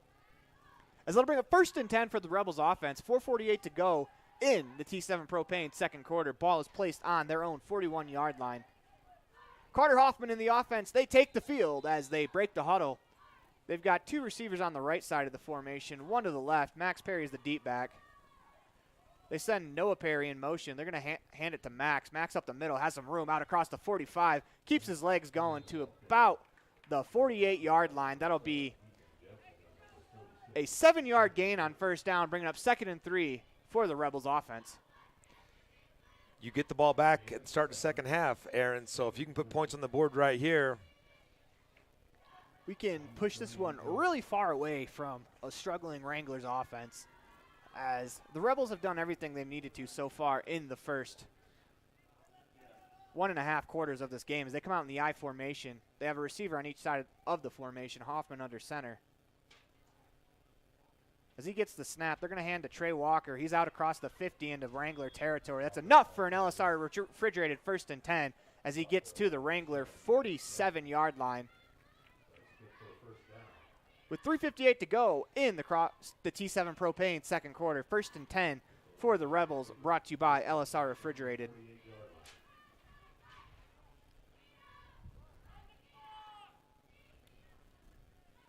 So the Rebels, they approach the line of scrimmage in I formation. They've got a tight end on the left side of the line of scrimmage. They're going to hand to Noah Perry. Noah Perry cuts back, and he is planted at about the 46-yard line. That's a nice play there from number 54, Bronson Simmons. As it's a gain of 3 on the play. Bring up 2nd down and 8 for the Rebels offense, as they can take their time as the clock is on their side. 3:25 to go in the T7 Propane second quarter. Clock continues to wind. Rebels 21-0 lead on the Station on Main scoreboard. As they come out, trips to the right. Jaden Desch one-on-one on the near side of the field. Hoffman, he's going to run it around the left side. Has Max Perry as the lead blocker. Gets a block across the 40. Gets enough for the first down to the 35. Nearly gets to the 30-yard line before he's hauled down at about the 26-yard line of the Wranglers. 1st and 10 for the Rebels. Once again, that's an LSR refrigerated 1st and 10. Nice block by Max Perry. Something you love to see is when your skilled players are throwing blocks for other skilled players. I think the linemen love to see that. As we talked about last week, Trey Walker threw a block, and his linemen were coming over to congratulate him. Walker's throwing another block for the Rebels today. So is Max Perry. Number 56, Kason Hufker, in on the offensive line on the right side. Rebels come out in the shotgun. They got trips to the left, one-on-one on the near side with Jaden Desch, as Hoffman under center, drops back, looks left, has a man. It's Walker at the line of scrimmage, where he's going to be stopped by a pair of Wranglers on defense. Number 54, that's Branson Simmons, one of the tacklers on the play. Good play there from the secondary and linebacker position for the Wranglers. I think Hoffman was trying to see something downfield, and that kind of took a little bit too long to develop. 2:15 to go in the T7 Propane second quarter. 2nd and 10 from the Wrangler 31-yard line. Rebels got to get the ball to the 21 for a first down. As they come out, trips to the left. Max Perry's the lone back in the backfield. They got a receiver on the right side of the formation as well. Hoffman under center, gets the snap. He's going to run the option, cuts it up the middle. And he looked like he wanted to pitch, but he was in the arms of a defender. He's going to get out across the 30 to about the 28. Rebels call timeout. It's a quick timeout called by the Rebels, as we're going to stay here for this timeout. That was a good decision there from Carter Hoffman. You could tell he really wanted to make the play to pitch it to Max Perry on the option, but that would have been a dangerous pitch, and instead of turning the ball over, the Rebels will face 3rd and 8 after the timeout. You're listening to Bear Lake Community Health Center presentation of Rich Rebel Football on 98.3 FM and online at mylocalradio.com. As it's 21-0 on the Station on Main scoreboard, Rebels in the lead. They've played very well this first half, and it's something we expected them to. We expected if they played the way they played against Lyman last week against Pinedale, they were going to win the game, and they're leading 21-0 with 1:47 to go in the second quarter. Turnovers have been huge as always. Can't guarantee that it is four-down territory for the Rebels offense. We've seen Jaden Desch make a field goal from a similar distance as the Rebels offense comes out. 2 receivers left. They got one to the right. They send Trey Walker in motion. They fake it to him. They're going to hand to Noah Perry on the reverse. Perry bounces to the outside, out across the 20, has the first down to the 10, to the 5, goal line, touchdown! Noah Perry gets his second of the ball game, and the Rebels lead 27-0 on the Station on Main scoreboard, as Noah Perry made a couple men miss at the line of scrimmage and was able to bounce it to the outside and rumble home for the touchdown. Jaden Desch came into that play late on the right-hand side. I'm not sure that we may have just got away with something on that one. Speaking of the aforementioned Jaden Desch, he will kick the extra point. 3 for 3 on the day. Carter Hoffman will hold. Snap on the way. Hold good. Kick is blocked. That's a great play there from Colby Bailey as he gets his big hands up and gets a paw on the ball. With 1:37 to go in the T7 Propane second quarter, the Rebels with a 27-0 lead on the Station on Main scoreboard. You're listening to a Bear Lake Community Health Center presentation of Rich Rebel Football on 98.3 FM and online at mylocalradio.com. We'll be right back after this. Whether it's for your home, your ranch, your equipment, or your business, when you need propane, count on the best. T7 Propane in Woodruff. The safe and professional team at T7 Propane offers quality product and the most responsive propane service in the area, so you can enjoy the affordability, reliability, and efficiency of propane. For heating, cooking, grilling, motor fuel, and more, count on the team at T7 for your personal or business propane needs. 435-793-4208. Welcome back to the Les Schwab Plains Tires broadcast booth. We're in the middle of a Bear Lake Community Health Center presentation of Rich Rebel Football on 98.3 FM and online at mylocalradio.com. Jaden Desch has the town of Woodruff teed up as he's going to throw away the K-ball. Looks like he just wants to kick the ball on the tee. Desch has the ball he wants to kick. As you listen to a Bear Lake Community Health Center presentation of Rebels Football on 98.3 FM and online at mylocalradio.com. Jaden Desch, hand in the air, whistle goes. He'll approach the ball, lets it go. It's a good one as it is caught at the 10-yard line by Saxton Holden as he runs across the right side, out across the 20 to the 30 to about the 40 before he's hauled down. And special teams has probably been the only place where the Rebels have struggled as they've given up 2 returns to the 40 and also had a PAT blocked. With a minute 28 seconds to go, what do you do if you're Pinedale? Pinedale has to score. If you have any hopes of winning the ball game, you have to try to punch it in with the minute 28 left. Luckily for them, I think they have all 3 timeouts left. So if they can move the ball down the field as they come out in the shotgun, they have a receiver to each side, a running back to each side. They can move the ball down the field. It'll be very beneficial for them in the second half. As Jensen gets the snap, drops back, holds it a long time. That's going to allow the Rebels pass rush to get there. Jordan Johnson, number 58. Drake West, number 23, helping out to clean that one up. That is Johnson's second sack of the ball game as the Wranglers are going to call a timeout. With that, you listen to a Bear Lake Community Health Center presentation of Rebel Football on 98.3 FM and online at mylocalradio.com. As the Wranglers drop 10 yards on that play, that'll bring up second down and 20 from the Wrangler 30. And Rob, what has stood out to you the most so far in this game? Probably just the consistency of the Rebel offense. We've not seen a lot of plays for loss. We've had a little bit of trouble with the running game. It's been 2 and 3 yards, but we've had some bigger run plays, and I'm glad to see that. The blocking up front has been improved. That may be because of the competition of Pinedale versus Lyman from last week, but I'm glad to see some of these running backs having some open space. And it's good to see the offense pay off a Rebels turnover as the defense has worked really hard all year, and they have forced quite a few turnovers. Once again, in most of the Rebels' losses, it hasn't really been the defense. It's been either turnovers that have sunk them or just not being able to put up points. And today, they've been able to quell both of those problems as they have put up points and they haven't turned it over.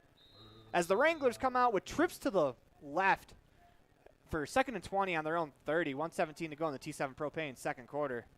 As Jensen gets the snap, he's going to run to the right side as he is tackled by Levi Stonehouse. Stonehouse makes another play in the run game, and that's going to be a loss of 2 for the Wranglers.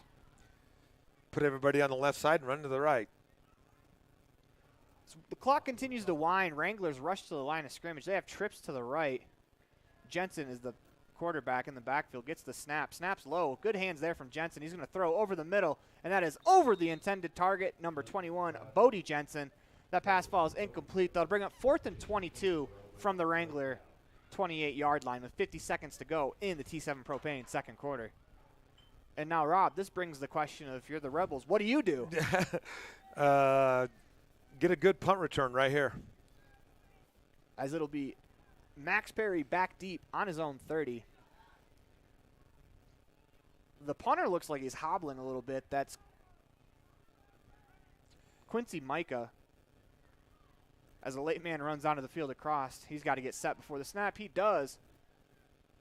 And they get the snap away. The punt is a low one that bounces at the 45-yard line off the hands of Jaden Desch. And the Wranglers are going to recover at the 50-yard line. As Desch tried to catch that ball on the run, it was behind him. And that is a turnover by the Rebels special teams. Once again, this is the only side of the ball that you could probably complain about for the Rebels has been special teams as they turn it over. Wranglers will have the ball in Rebels territory at the 49-yard line with 44 seconds to go. Rebels lead 27-0 on the Station on Main scoreboard. And I do believe they still have 2 timeouts. Wranglers come out in the shotgun. They got a receiver on each side, a running back on each side of Jensen. Jensen gets the snap, drops back to throw, looks, pump fakes, Turns back the other way to the right. He's going to throw left. Has a man out there, and that is knocked away. Good defensive play there. By Johnson as he saw that ball the whole way. And one thing I want to point out is the defensive back play for the Rebels has been solid the last few weeks. He just got that hand across and tipped that one away from the receiver. They'll bring up 2nd and 10 for the Wranglers. 35.9 to go in the T7 Propane second quarter. Ball placed on the 50-yard line. Good pressure by the Rebels' defensive line as well, as that one barely got away. As Jensen will be the quarterback. It's Watson that's in the backfield next to him. As Jensen gets the snap, fakes the handoff, he's going to throw. He is wrapped up. Ball is loose. Noah Perry forces the fumble, and it looks like the Rebels have it. Another Town of Garden City turnover for the Rebels defense, as they're going to get the ball even further ahead than they would have on the punt, just with 29 seconds left to go in the T7 Propane second quarter. J.J. Chandler, number 73, with the recovery. Noah Perry laid the hit on the quarterback that forced the ball loose. That looked like it was a blown-up play from the beginning, as the timing between Watson and Jensen was just off there. Maybe it was a fake handoff pass, but it looked like Jensen wanted to give that ball to Tucker. But as it stands, Rebels have the ball, and it looks like they're going to go into victory formation. I love what they're doing here. They're sending Hunter Pace out. Of course, Hunter really can't play that much because of injury. And I think the head official's coming in to have a talk, and it looks like the Rebels are going to kneel. As Hunter Pace under center gets the snap, Rebels kneel it down. They're going to head to the locker room. They're up 27-0 on the Station on Main scoreboard. As we wait for the clock to wind down, Rebels can get a head start to the locker room if they want to, and it looks like that's what Coach Larson wants. As we await the clock winding down, under 10 seconds to go in the T7 Propane second quarter, and now the Rebels will take off for the locker room, as they had an impressive first half. You listen to Bear Lake Community Health Center presentation of Rich Rebel Football on 98.3 FM and online at mylocalradio.com. At the end of the T7 Propane second quarter, the Rebels lead 27-0 on the Station on Main scoreboard. We will be right back after this. Nothing makes your kid feel like a superstar more than seeing his or her very own Fathead in the stands. Fathead car decals and yard signs are inexpensive and easy to get at Rocky Mountain Sign in Evanston. Whether it's for the big game or to cheer on the high school band, our children make us proud in so many ways. Show your pride today. Go Rebels!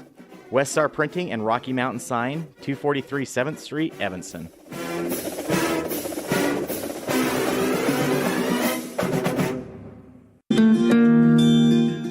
Whatever brings you to Evanston, whether it's high school sports, a teaching conference, music festivals, speech and debate, or your job, always book your hotel reservations at the Best Western Dunmar Inn. With 165 ground-level rooms on 10 beautiful acres, the Best Western offers everything you need, including clean, comfortable rooms, a business office, workout room, and a full-service restaurant, plus a complimentary breakfast with every stay. Whenever you're in Evanston, make your hotel reservations with your friends at the Best Western Dunmar Inn.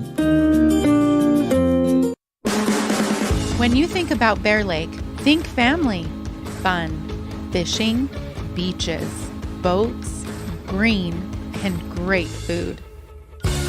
Think water, wildlife, trails, and shakes, snow, scenery, and sun. Think summer. Go to bearlake.org and plan your visit today. Visit Scenic Idaho. At Rich School District, we believe that success motivates individuals, and every student is capable of learning. We believe an effective classroom facilitates learning. We believe in the development of lifelong learners, and we believe that a quality education makes a difference. Student involvement equals student success. Currently, 93% of Rich High students participate in extracurricular activities. Rich School District, providing a quality, well-rounded education for each student. In the state where life is elevated, live your life in a higher gear. Cash Honda Yamaha can help you enjoy our beautiful local terrain, whether it's in the valleys, mountains, snow, or water. So get out and enjoy all nature has to offer at a higher speed. Visit Cash Honda Yamaha in Cache Valley to start living your life at your new speed. Visit us in Hyde Park, just north of Logan, Utah. You're invited to come in and visit with the team at Cash Honda Yamaha in Cache Valley today. Our customers are our friends. If you haven't ever been in, stop in today. We'd love to get to know you. If you haven't been in for a while, stop in and let's get caught up. And if you were here yesterday, come back again soon. You always have an open invitation to visit the crew at Cache Honda Yamaha, where our customers are our friends, on US 91 between Logan and Smithfield.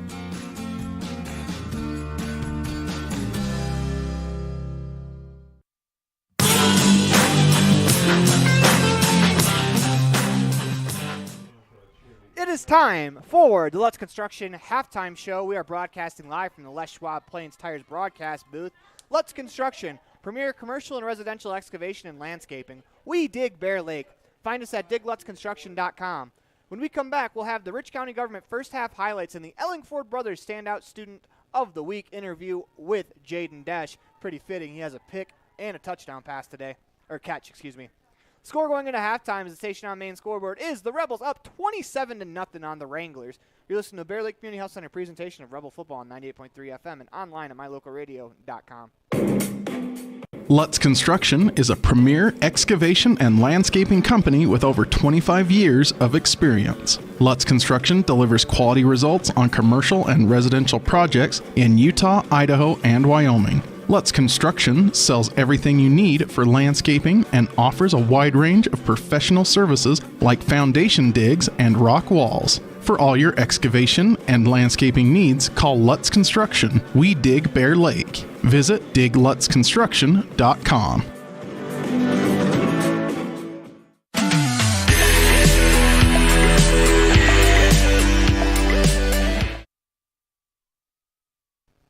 Welcome back to the Les Schwab Plains Tires broadcast booth and the Lutz Construction halftime show.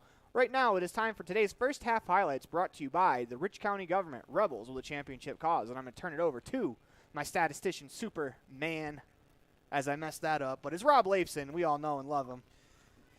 I would say if you looked at some of the stats, things are pretty even. You've got time of possession almost equal between the two teams. 24 plays for Pinedale, 28 for the Rebels, but the numbers soon become pretty obvious. Pinedale with 10 total yards of offense in the first half. The Rebels with 177. Hoffman's 5 of 6 for 49 yards. And we talked about as one of the keys to the game, turnovers. Unfortunately, Pinedale has 3 of those, 0 for the Rebels. And on defense, I would say give a star to Jordan Johnson for 2 sacks. The Rebels struck in the first quarter. Trey Walker with a 1-yard run and Jaden Desch with a kick. Carter Hoffman throws a pass to Noah Perry for 7 yards and a touchdown. And again, Desch with the kick. In 7 minutes to go in the second quarter, Carter Hoffman throws to Desch for 24 yards. And once again, the kick is good. And then with a minute and 37 seconds to go in halftime, Noah Perry for 29 yards for the touchdown. And the kick is blocked, which leaves you with halftime score of 27-0. The first half highlights today have been brought to you by the Rich County Government, Rebels with a championship cause. Coming up next, we'll visit with the Ellingford Brothers Standout Student of the Week. That is Jaden Desch. Ellingford Brothers. For all your sand, gravel, cement, and steel fabrication needs, call Ellingford Brothers in Evanston, 307-789-1515. The score at halftime on the station on main scoreboard is the Rebels 27, the Wranglers nothing. You're listening to Bear Lake Community Health Center presentation of Rebels football on 98.3 FM and online at mylocalradio.com.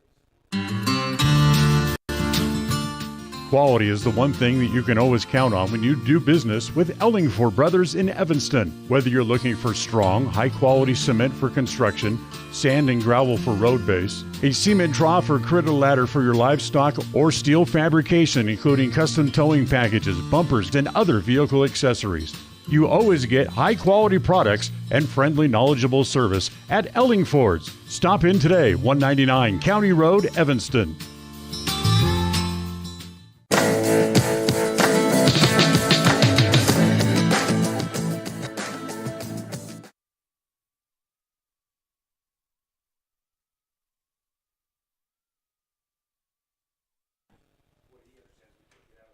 You're tuned into the Let's Construction Halftime Show and the Ellingford Brothers Standout Student of the Week interview. Today we are visiting with Jaden Desch, Jr. at Rich High School. I'm with Jaden Desch, and he's our Standout Student of the Week interview this week. Jaden, how you doing? Pretty good. So this is your first year at Rich High School. How are you adjusting? I'm doing pretty good. Coming from a big school, it's really different with all the kids and everything else going on in sports. But it's pretty fun to get used to. So what school did you move from? I moved from Crimson Cliffs High School down in St. George. It was a really big school. It was a 4A school, so it was really different compared to here. So this is definitely a big change of scenery for you. I mean, you're moving to a school where, let's just face it, we're not a very big school, but I mean, everyone is very passionate about this school. What have been some of your initial reactions? I've always liked this school. I've always thought it's like a really fun place to be, or a really fun school to go to, just because all my uncles and everyone else went here, and they had a blast, and like sports, watching them when I was growing up. So yeah, and I just felt like it was really fun to watch, and yeah, it's a really cool high school here.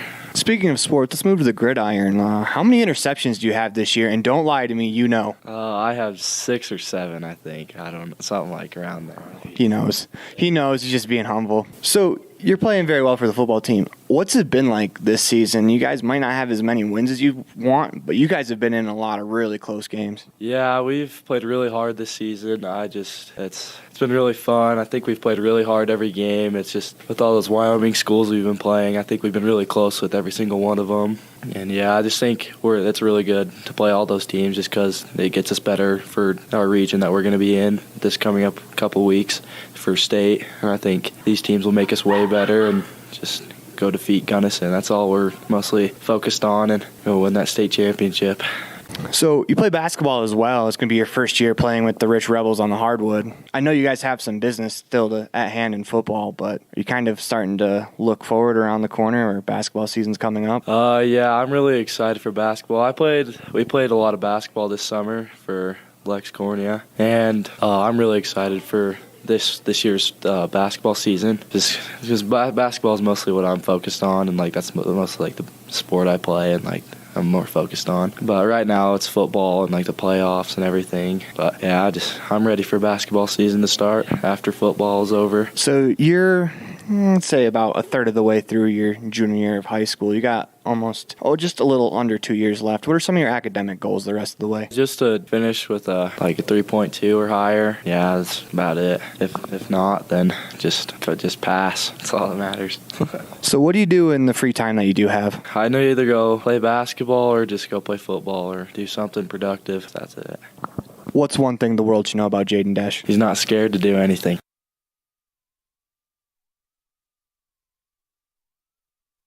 This has been the Standout Student of the Week interview sponsored by Ellingford Brothers. For all your cement, sand, gravel, and steel fabrication needs, call Ellingford Brothers in Evanston, 307-789-1515. This is featuring Jaden Desch this week. We'll be right back after this from our sponsors. Listen to a Bear Lake Community Health Center presentation of Rich Rebel Football on 98.3 FM and online at mylocalradio.com. Lutz Construction is a premier excavation and landscaping company with over 25 years of experience. Lutz Construction delivers quality results on commercial and residential projects in Utah, Idaho, and Wyoming. Lutz Construction sells everything you need for landscaping and offers a wide range of professional services like foundation digs and rock walls. For all your excavation and landscaping needs, call Lutz Construction. We dig Bear Lake. Visit diglutzconstruction.com. There's nothing better than a yummy, delicious cheeseburger. Except maybe if you add a large raspberry shake and tater tots that are cooked to perfection with just a little extra crunch. That's what you get with every burger at the Crawford Trough in Randolph. There's a full menu to choose from, filled with delicious options that will tickle your taste buds every time. But when you find yourself craving a burger, always choose Crawford Trough. Nothing else compares. The Crawford Trough in Randolph. Stop in today.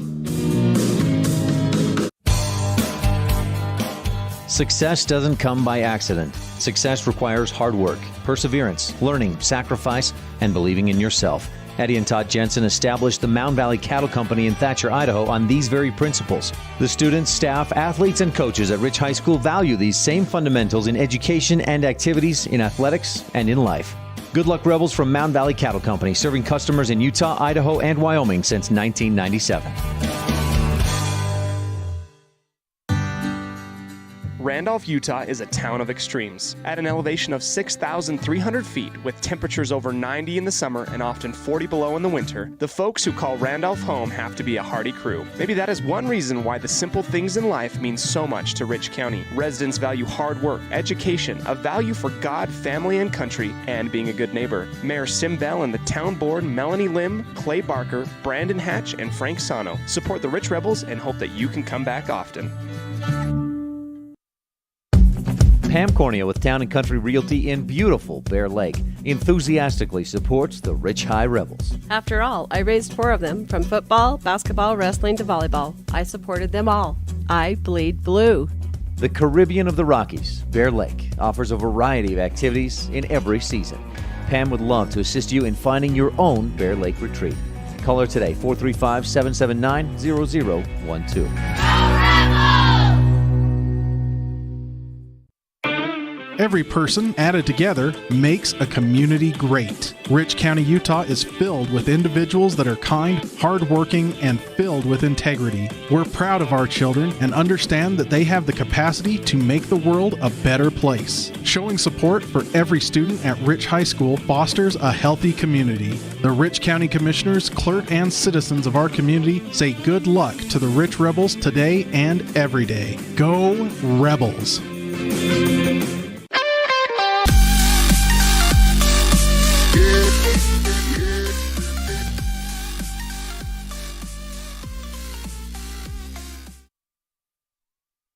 Welcome back to the Les Schwab Plains Tires broadcast booth. We're going to have a Bear Lake Community Health Center presentation of Rebels football on 98.3 FM and online at mylocalradio.com. We got about 2:50 to go before the end of halftime as the Wranglers approach the field.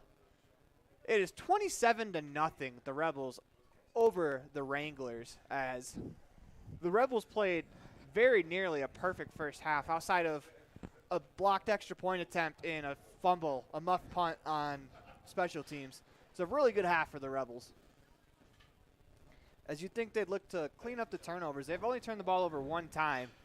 And that was just a little bit of a fluke play where I think Jaden Desch tried to run before he caught the ball because he saw some green and he was ready to rumble.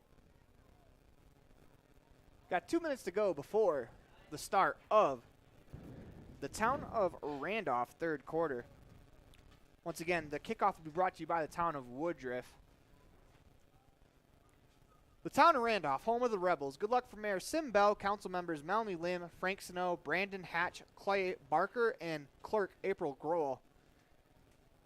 As the Wranglers stretch it out, and one thing that we've kind of talked about, Rob, if you're the Wranglers, they have so much size on that interior line that the Rebels have gone away from just trying to run it up the middle. They're trying to spread that defense out, and it's working. It has been.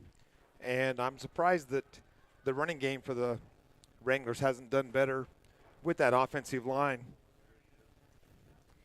Yeah, but it's hard to run when you fall behind early. You got to catch up, and the best way to catch up is with big chunk plays, and usually get those in the passing game. But we still have a half of football to play. We got 1:14 to go before we start the second half. And once again, the Rebels have struggled a little bit in the second half. So this week, we want to see the Rebels come out, and we want to see them step on the gas. Do not let up. Do not let this team back into the game. Just keep playing the football you've been playing. You don't have to play perfect, but just play hard and play well. And that's kind of what we're going to want to see out of the Rebels here in the second half. You're listening to Bear Lake Community Health Center presentation of Rich Rebel football on 98.3 FM and online at mylocalradio.com. As we got about 40 seconds to go before the start of the second half.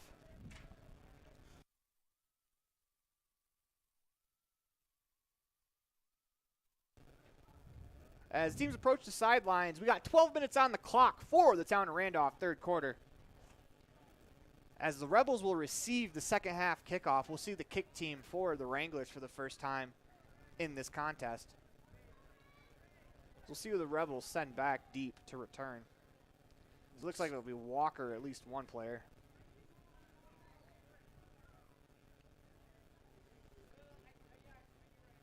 As we await both teams to take the field, Rebels will receive.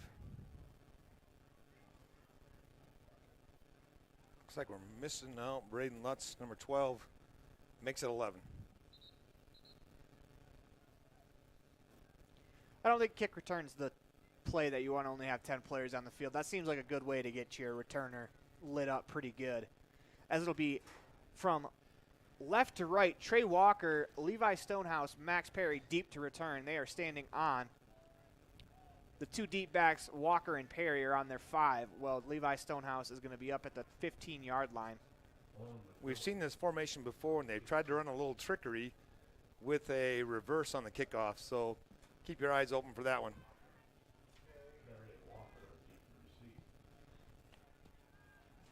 As the ball is teed up, it'll be Owen McMillan to kick for the Wranglers. He takes his steps back to the 30-yard line. He's going to approach from 10 yards out.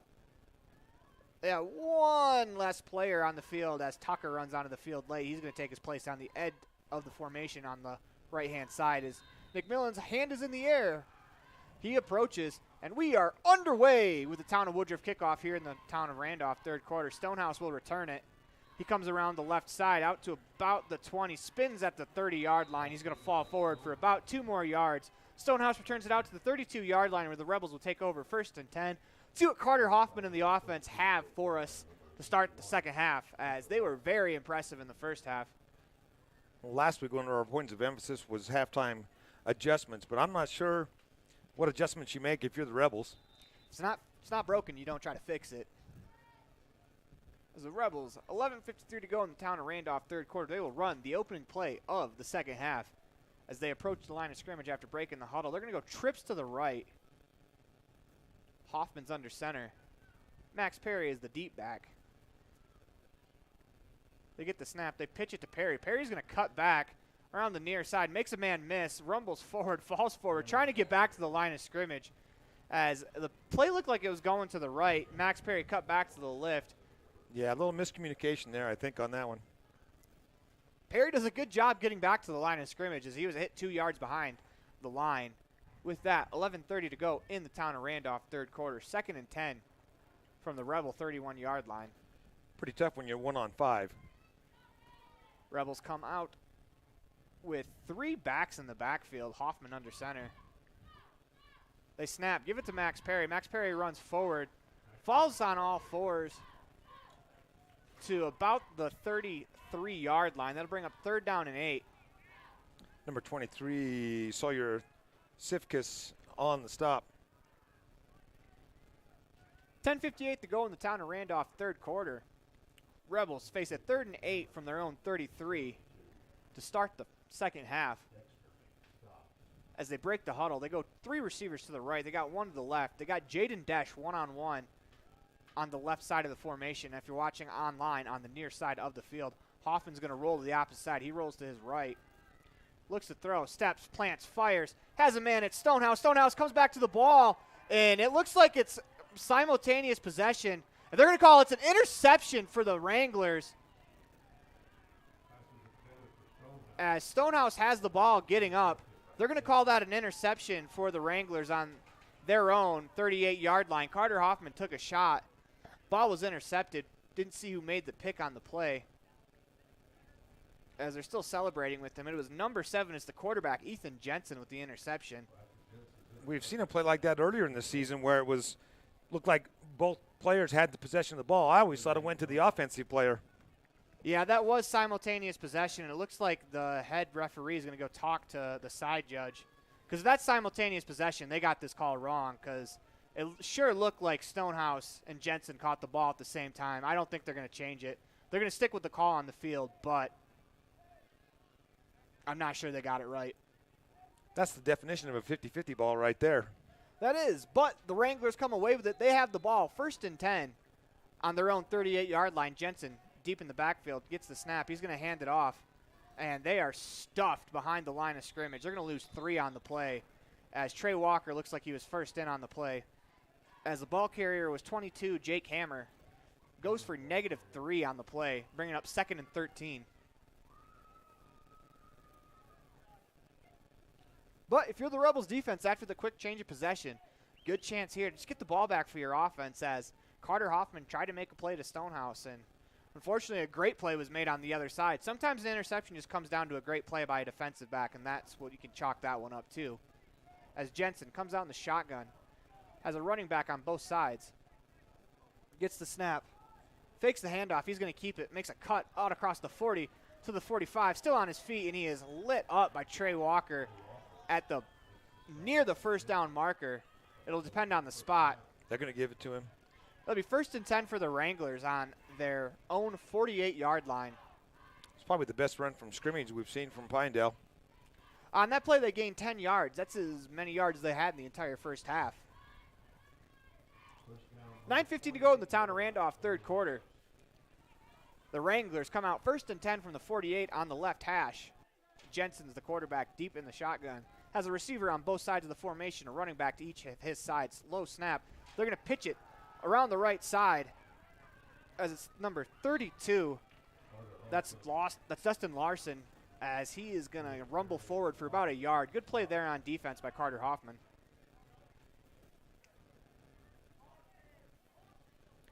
$8:44 to go in the town of Randolph, third quarter. 2nd and 9 for the Wranglers on their own 49-yard line.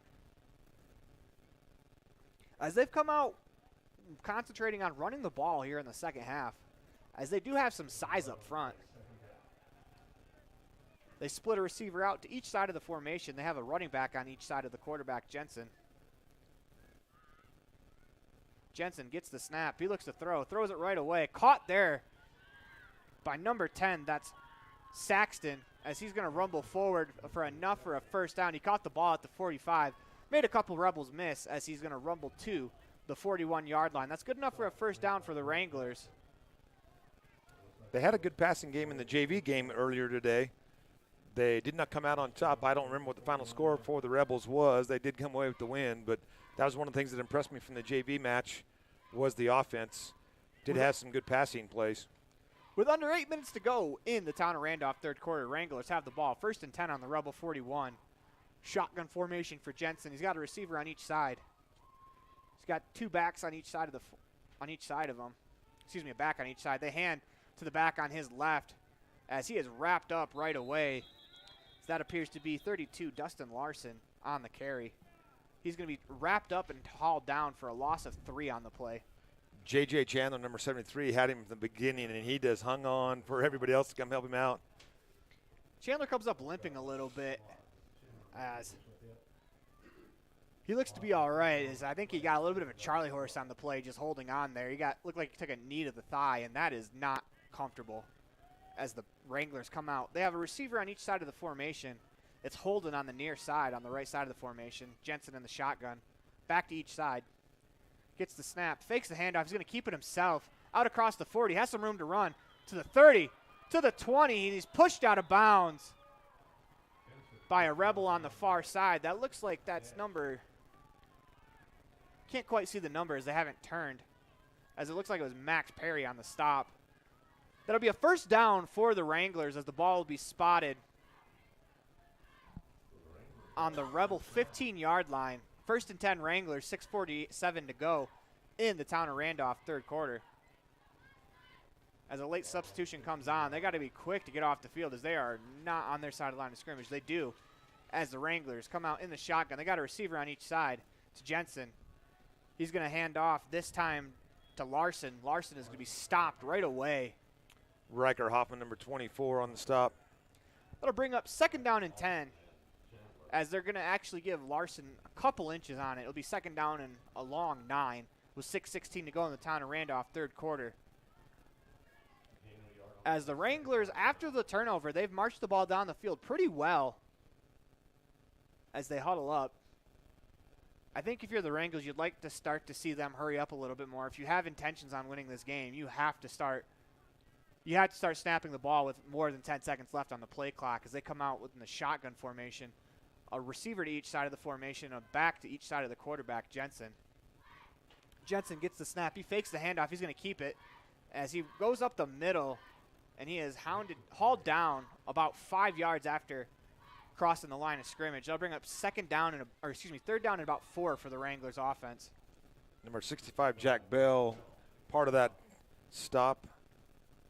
As we have an injured Rebel on the play. You're listening to a Bear Lake Community Health Center presentation of Rich Rebels football on 98.3 FM and online at mylocalradio.com. We'll be right back after this. Randolph, Utah is a town of extremes. At an elevation of 6,300 feet, with temperatures over 90 in the summer and often 40 below in the winter, the folks who call Randolph home have to be a hardy crew. Maybe that is one reason why the simple things in life mean so much to Rich County. Residents value hard work, education, a value for God, family, and country, and being a good neighbor. Mayor Sim Bell and the town board, Melanie Lim, Clay Barker, Brandon Hatch, and Frank Sano, support the Rich Rebels and hope that you can come back often.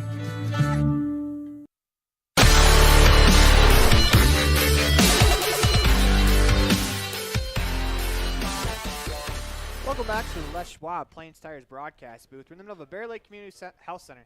We're in the middle of a Bear Lake Community Health Center presentation of Rebels football on 98.3 FM and online at mylocalradio.com.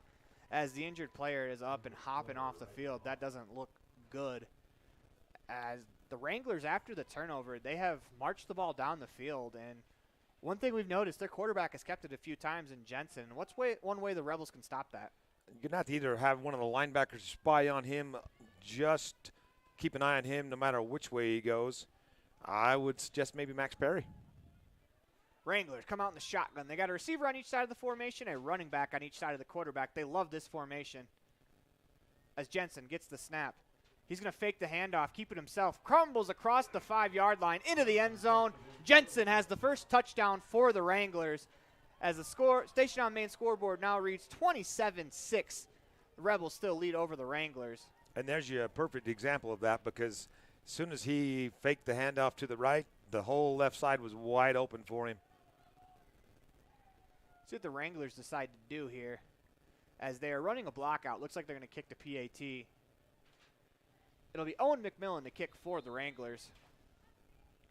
Jake Hammer on the hold. As it looks like it'll be Dustin Larson to snap it.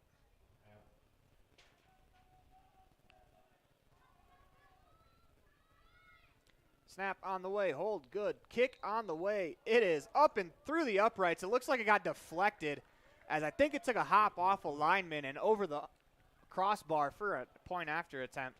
Nearly got there with a few Rebels. You're listening to a Bear Lake Community Health Center presentation of Rich Rebels football on 98.3 FM and online at mylocalradio.com. The station on main scoreboard reads the Rebels 27, the Wranglers 7. We'll be right back after this.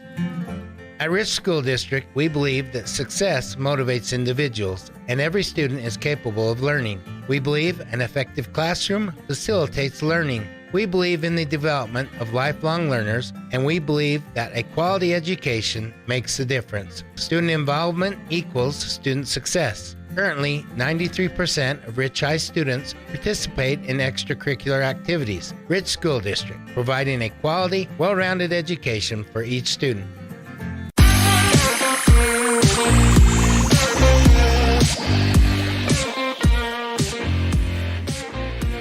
Welcome back to the Les Schwab Plains Tires broadcast booth. We're in the middle of a Bear Lake Community Health Center presentation of Rich Rebels football on 98.3 FM and online at mylocalradio.com. Station on main scoreboard reads the Rebels 27, the Wranglers 7. McMillan has the Town of Woodruff kickoff teed up at the 40-yard line. With 5:21 to go in the Town of Randolph third quarter, the Rebels will get the ball back after a turnover on their last possession. As McMillan approaches the ball, kicks it in the air, high kick. That's going to go out of bounds. Rebels will get the ball at the 35-yard line.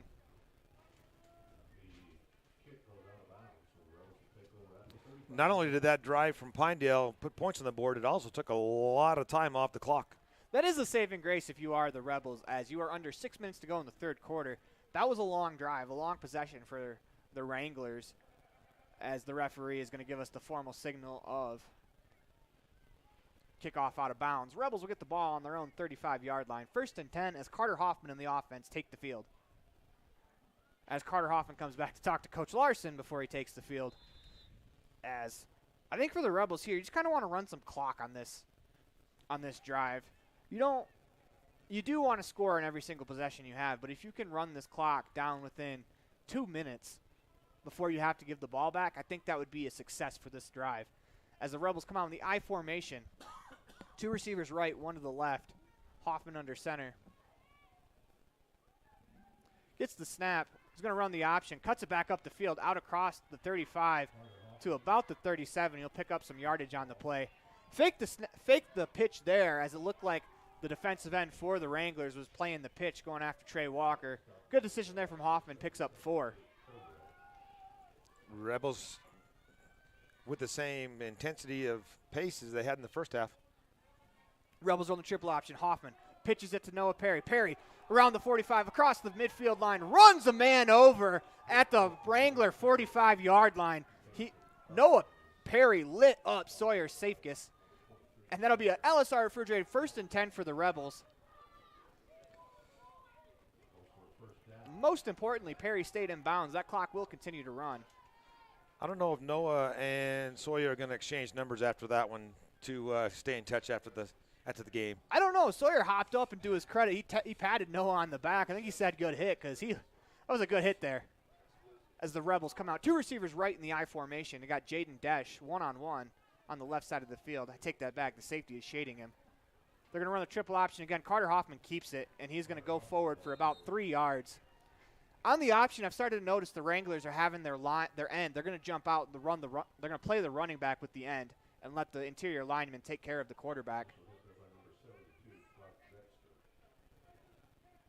Just about 4 minutes to go in the town of Randolph, 3rd quarter. The Rebels offense faces 2nd and 8 from the Wrangler 43-yard line. Come out in the I formation again. 2 receivers right, 1 to the left.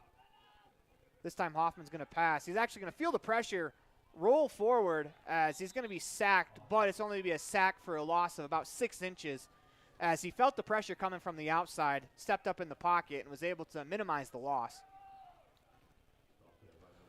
We'll talk about this in the calendar update, but this is the last time this season you'll be playing with 11-man football, as next week you'll be using the 8-man format again in the playoffs. Does that make a difference? 3rd down and 8 from the Wrangler 43-yard line. Rebels have to get the ball to the Wrangler 44.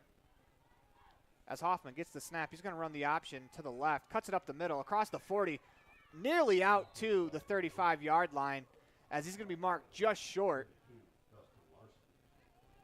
As they're going to give him the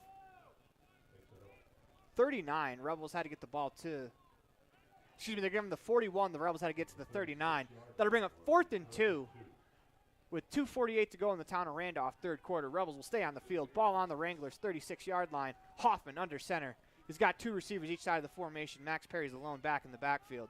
They get the snap. Hoffman's going to go right up the middle. Enough for the 1st down out across the 30. As the quarterback keeper picks up 8. That's a lot more than 2. Rebels with the LSR refrigerated 1st and 10. There was a big gap on that side. Good call by Carter. 2:25 to go in the town of Randolph, 3rd quarter. It is 1st and 10 Rebels on the Wrangler 28-yard line. This is a good drive to bounce back after they turned it over the last possession. Good bounce back drive for the Rebels. They come out with 2 receivers to the right, 1 to the left. They got the I formation. Max Perry, the fullback, as they're going to run the option as Hoffman keeps it, cuts it back up the field. Still on his feet, keeps going as he's going to pitch it to Walker. Walker's going to go forward across the 25-yard line. Heck of a play there as Hoffman kept his feet going and pitched it to Walker. Got creative on that one. That's a little bit of a dangerous toss. I don't know. That looked like it was a forward pass. That could very well be a pass for Hoffman. And head coach Tyson Larson is going to call a timeout for the Rebels. With that, you listen to Bear Lake Community Health Center presentation of Rich Rebels football on 98.3 FM and online at mylocalradio.com. We are going to go to the fan cam, brought to you by Gary McKee and Bear Lake Realty. I can see Gary in the stands, but I unfortunately cannot get the camera on him. Bear Lake Realty Gary Bear Fan Cam. Whether you're looking for a summer home, a place to live, year-round, or investment properties, call the experts at Bear Lake Realty. Call Gary McKee at 435-946-8888. That's 435-946-8888.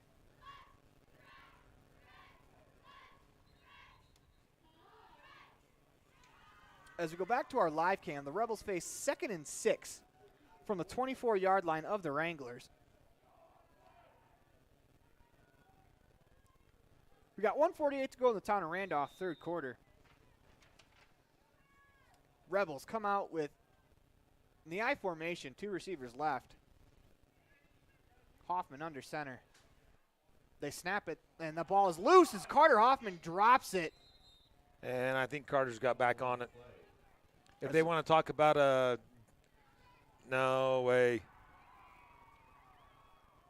As the Wranglers recover it. With 1:42 to go in the town of Randolph third quarter, the Wranglers have the ball back. 2 straight turnovers for the Rebels after they were nearly perfect in the first half. That's their 3rd turnover of the game. As a turnover ball bites the Rebels again. 27-7 on the Station on Main scoreboard with 1:42 to go in the town of Randolph third quarter. Rebels defense needs to stop here as the Wranglers see what they do. I wonder if they talked a little bit about having a player guard the quarterback every single play, because Jensen really hurt the Rebels on that last possession with his legs. Wranglers come out in the shotgun. It's Jensen. He bobbles the snap. It's on the ground. Jensen's going to fall back on it, though, as it'll be 2nd down and about 13 for the Wranglers after the fumble. One of the disadvantages of being in the shotgun 24/7 for the Wranglers is that's possibility of a little bit of trouble with the snap. This is actually the first bad snap of the game for the center, so I'd say he's done pretty good. If his bad snap, I don't even know if I'd qualify that as a bad snap. That looked like it was a fumble on the exchange more than it was on the snap. 1:05 to go in the town of Randolph third quarter. Wranglers in the shotgun. Receiver on each side. Running back on each side of the quarterback, Jensen. Jensen gets the snap, drops back. He's looking to throw. Has a man out in the flats, and he drops it as Levi Stonehouse is there to lay the wood after the drop. They try to find 23. That's Cephas. As he has been hit hard a couple times by the Rebels. As Stonehouse, he's holding his back. Stonehouse left his mark as that ball was on the ground. Because of the angle Stonehouse had, you can't really call a late hit on him because he sees the ball. The kid looks like he has it. Can't really call a late hit. Good defense there from Stonehouse. 54 seconds to go in the town of Randolph third quarter. It is 3rd and 12 for the Wranglers on their own 23-yard line. They come out in the shotgun. They have 2 receivers in the formation, 1 on each side, a back on each side of the quarterback. They get the snap. The quarterback's going to keep it around the left side. That is a good contain there by the Rebels. They lift him up. Whoa. Hopefully everyone's all right, as I saw some feet go into the air. And number 68, Carson Muirbrook, blew that play up in the backfield. As it's going to be 4th and 12. We have an injured player on the field. You listen to a Bear Lake Community Health Center presentation of Rich Rebels football on 98.3 FM and online at mylocalradio.com. As I'm not sure. I think it might be Jensen. And that would be a huge loss for the Wranglers, as they're already down their actual starting quarterback. As Jensen took a pop on that play. Didn't see who it was, but I saw feet go in the air. But if I had to bet, it would be Jensen's. Yeah. And he's going to have to come out for at least one play. That is a 4th and 12 from the Wrangler 23. The officials are talking possibly about a penalty. I don't know how you can call at this point. Looks like the Wranglers will punt it away. I do think the Rebels got away with one. I'm not sure if you're able to do that. But you see something new in football every day, and according to this official crew, that is legal, and the Wranglers will punt it away. Clock continues to wind, 40 seconds to go in the town of Randolph third quarter. Punt is in the air, and it is going to bounce at the 50-yard line. Takes a Wrangler bounce. Jaden Desch wisely locates the ball, gets out of the way. Bounces back to the Wrangler 43-yard line, where it'll be 1st and 10 for the Rebels. Rebels defense holds after the turnover, and that's what you like to see. Complementary football right there from the defense and the offense. Defense picking the offense up. Yeah, Desch was he's learned his lesson from the last time. He stayed completely away from that one. Yeah, he was engaged in a block, and that ball looked like it was headhunting him a little bit as it bounced back. Desch does a good job getting out of the way, or like as we like to say in volleyball, dodgeball class pays off, or gym class pays off with dodgeball. As he dodges the ball, Rebels take over on the 43. 1st and 10 as Hoffman comes out under center. They got 2 receivers to the left, 1 to the right. They send Walker in motion. Hoffman drops back to pass, looks to throw. As Stonehouse ran a double move, he was open, just Hoffman couldn't throw the ball as he is sacked at the Wrangler 49-yard line. Levi Stonehouse They had the double move on the corner on the left side of the field. Just misses it as Hoffman didn't have a chance to throw it. Dustin Larson, number 32 for Pinedale, on the sack, and he had no idea from that backside that he was getting that pressure. Yeah, you could see Stonehouse shaking his head. He had a touchdown there if they could find him. And that will do it for us here in the town of Randolph, third quarter. Listen to Bear Lake Community Health Center presentation of Rich Rebels football on 98.3 FM and online at mylocalradio.com. Station on main scoreboard reads 27-7 at the end of the third quarter. We'll be back after this. In the state where life is elevated, live your life in a higher gear. Cash Honda Yamaha can help you enjoy our beautiful local terrain, whether it's in the valleys, mountains, snow, or water. So get out and enjoy all nature has to offer at a higher speed. Visit Cash Honda Yamaha in Cache Valley to start living your life at your new speed. Visit us in Hyde Park, just north of Logan, Utah. Freeway Tire offers a nationwide service protection plan that covers service parts and labor on select systems, keeping your vehicle on the road. Plus, it includes coverage for towing, lockout service, flat tire changing, fuel, oil, and water delivery service, and jump starts. Knowing that your vehicle is covered at over 50,000 dealer locations nationwide provides that peace of mind wherever you are. Get the details. Visit Freeway Tire and ask about the service protection plan. Freeway Tire 217. Welcome back to the Les Schwab Plain Stars broadcast booth. We're in the middle of a Bear Lake Community Health Center presentation of Rich Rebel football. They give to Max Perry on the reverse. He's got some space. Out across the first down marker. Lays the wood as he's running out of bounds. Max Perry doesn't let anyone tackle him easily, as it'll be a 1st and 10 for the Rebels as they pick up all the yardage back on the loss. A gain of 18 on the play. It'll be an LSR refrigerated 1st and 10 for the Rebels to start the Bear Lake Realty fourth quarter with the reverse to Perry. 11:51 to go in that Bear Lake Realty fourth quarter. They're actually going to mark him down short, as we were deked out by the chain gang moving the sticks as the Rebels come out. Hoffman under center. Max Perry is the back in the backfield. They got 2 receivers each side of the formation. Hoffman sends Noah Perry in motion. He's going to, that's actually Trey Walker. He's going to get the ball out across the 35 to the 30 to the 20 as Walker keeps going, as he is pushed out of bounds just shy of the 15-yard line. They're going to give him the 17. That'll bring up the LSR refrigerated 1st and 10 that we just previously talked about. Good run there by Trey Walker, as they've done a good job getting him on the outside and letting him use his explosiveness to pick up yards. We won't speculate, but Riker Hoffman looks like he will not be back into the ball game for the rest of this one. Rebels come out, 2 receivers to the left, 1 to the right. Hoffman under center.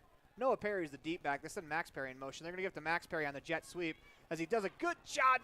Nearly escapes the tackle there from number 32. That is Dustin Larson. As Larson makes a great play, because Max Perry probably, I'm not going to say he scores a touchdown there, but there's not very many defenders in the way of him scoring a touchdown if he breaks that tackle. Instead, it's a loss of 2 with 11:20 to go in the Bear Lake Realty fourth quarter. 2nd and 12 from the Wrangler 20-yard line. Rebels break the huddle. They come out in the I formation. They have 2 receivers right. Jaden Desch is one-on-one on the near side of your screen if you're watching online on the right side of the formation. Hoffman pitches it to Walker. That's out, and it's on the ground, and we'll see who recovers it. As the referee puts up, is he putting up 3rd down, or is he pointing this way? He's pointing. They're It swapping is out Wrangler's footballs. ball, yeah. 10:56 to go in the Bear Lake Realty fourth quarter. Rebels offense turns it over again. I think it's the one thing you didn't want to see was turnovers. And if you're the Wranglers, you got to be in hurry-up mode right now, as it's really been a tale of 2 halves for the Rebels. They've only given up 7 points in the second half, but their offense has turned it over 3 times. Wranglers in the shotgun. They got a receiver each way, running back on each side. Jensen gets the snap. He's going to hand on the end around to the right side where the running back stops, and he's run over by Max Perry, as it is number 22, Jake Hammer. He hesitated and got lit up for it. That'll bring up 2nd down and 10 for the Rebels defense and the Wranglers offense. If If you're the Wranglers, you don't have time to run back to the sideline in between each play. There is 10:25 to go in the Bear Lake Realty fourth quarter. The Wranglers, they need 3 scores. As they break the huddle, they're going to go trips to the right. Rather that the left. They got a running back to the right side of Jensen in the backfield. As Jensen gets the snap, drops back to pass, looks to his left, continues, flag flies, he's going to throw, has a man open, out across the first down marker to about the 40. We'll see what the flag is before they move the sticks. I'm going to put some money on a hold. It is in the area of holding. Bodie Jensen, number 21, with the reception, but I think this one's coming back. Relatively clean game so far, as we haven't seen many flags on during live plays. We've seen a kickoff out of bounds, but outside of that, maybe a late hit, and that's about it. The Wranglers' offense is moving back, so that would suggest to me that it is against them. And Rob Leifson is correct. It is a hold against the Wranglers. As when you have a pass rush like the Rebels, where it's just they're going after you at all times, if your quarterback's holding the ball for a while, it is hard to keep your block and not hold.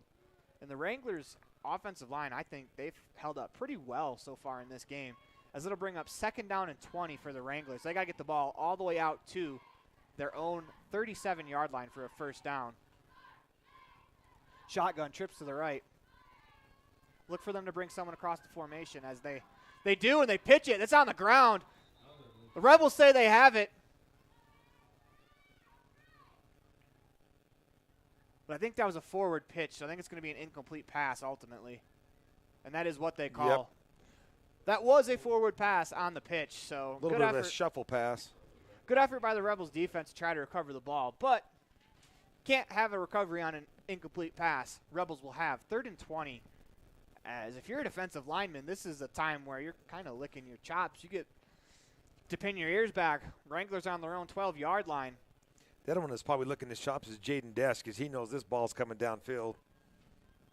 Jaden Desch with a pick already in the game and a touchdown catch. They have trips to the right. Rather that the left. Jensen gets the snap. He looks that way. He's going to throw as Jaden Desch nearly intercepts the ball, as Rob Leifson was almost a Nostradamus there. Desch has the ball go through his hands, but it hits the ground. That's incomplete. That'll bring up 4th down and 20 for the Wranglers.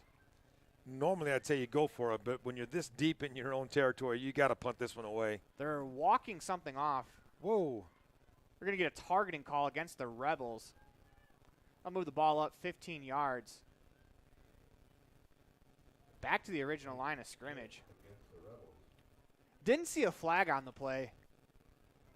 They hand the pink flag back, so some of the officials have yellow flags, some of them have pink. It's a little hard to distinguish sometimes. As this will bring up 3rd and 10. Much more manageable. That is Jensen coming back into the game.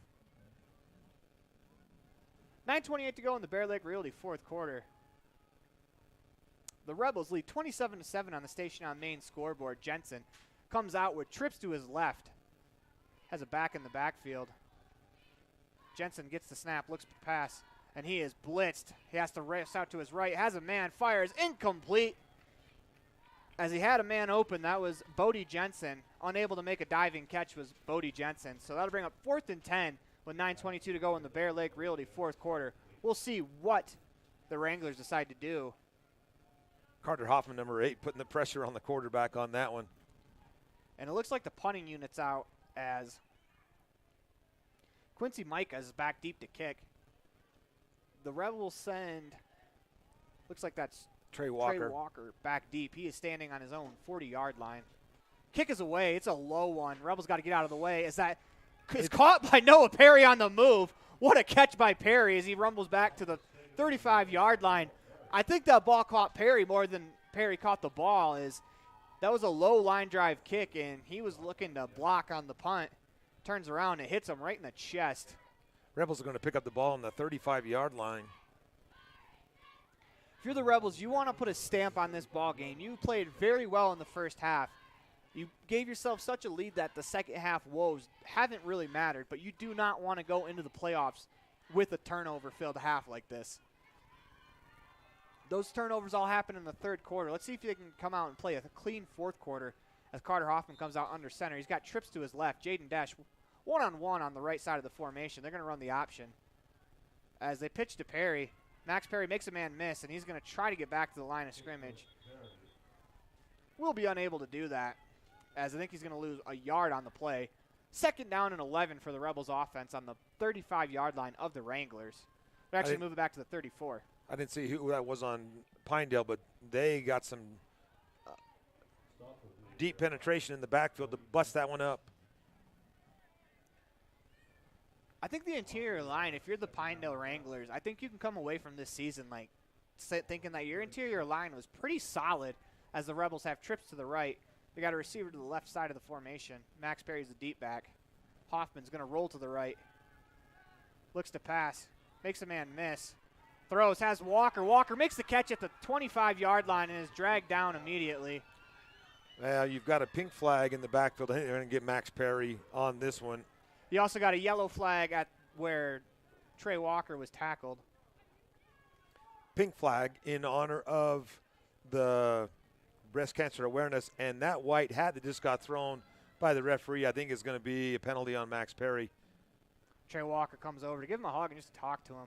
Try not to lose your cool in the last 8:18. I think they're going to get a unnecessary roughness on the Wranglers as Trey Walker was tackled. He was trying to get up, and they wouldn't let him up.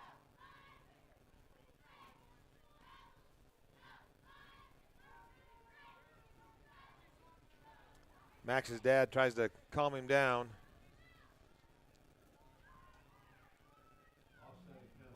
I'm not sure what the flag was. He threw his flag at Max. Or not the flag, the hat at Max. They made Max come off the field to maybe cool down. But offsetting penalties, so we'll redo the down. Second down and 11 from the 36-yard line with 8:18 to go in the Bear Lake Realty fourth quarter. As I think Max may have had a legit argument on that play. As the Rebels take the field on offense after we get that all sorted out, come out, trips to the left. Jaden Dash is on the near side of the field. Hoffman gets the snap. He's going to roll. They roll the opposite way. Hoffman's going to throw. Has a man, Walker. Overthrows him. As we got another. We got a hold. There's a couple of flags on the field. Let's see what they call. You jinxed us a minute ago, Aaron, when you said this had been a clean game. I must have, because since I've said that, we've had at least 3 penalties called. Time to do some Friday night laundry. As head coach Tyson Larson brings the team over, they're going to decline the penalty. They'll bring up 3rd and 11 with 8:03 to go, and head coach Tyson Larson is going to call a timeout. He wants to chat it over with his team. You listen to a Bear Lake Community Health Center presentation of Rich Rebel Football on 98.3 FM and online at mylocalradio.com. 8:03 left to go in the Bear Lake Realty fourth quarter. Rebels lead 27-7 over the Wranglers.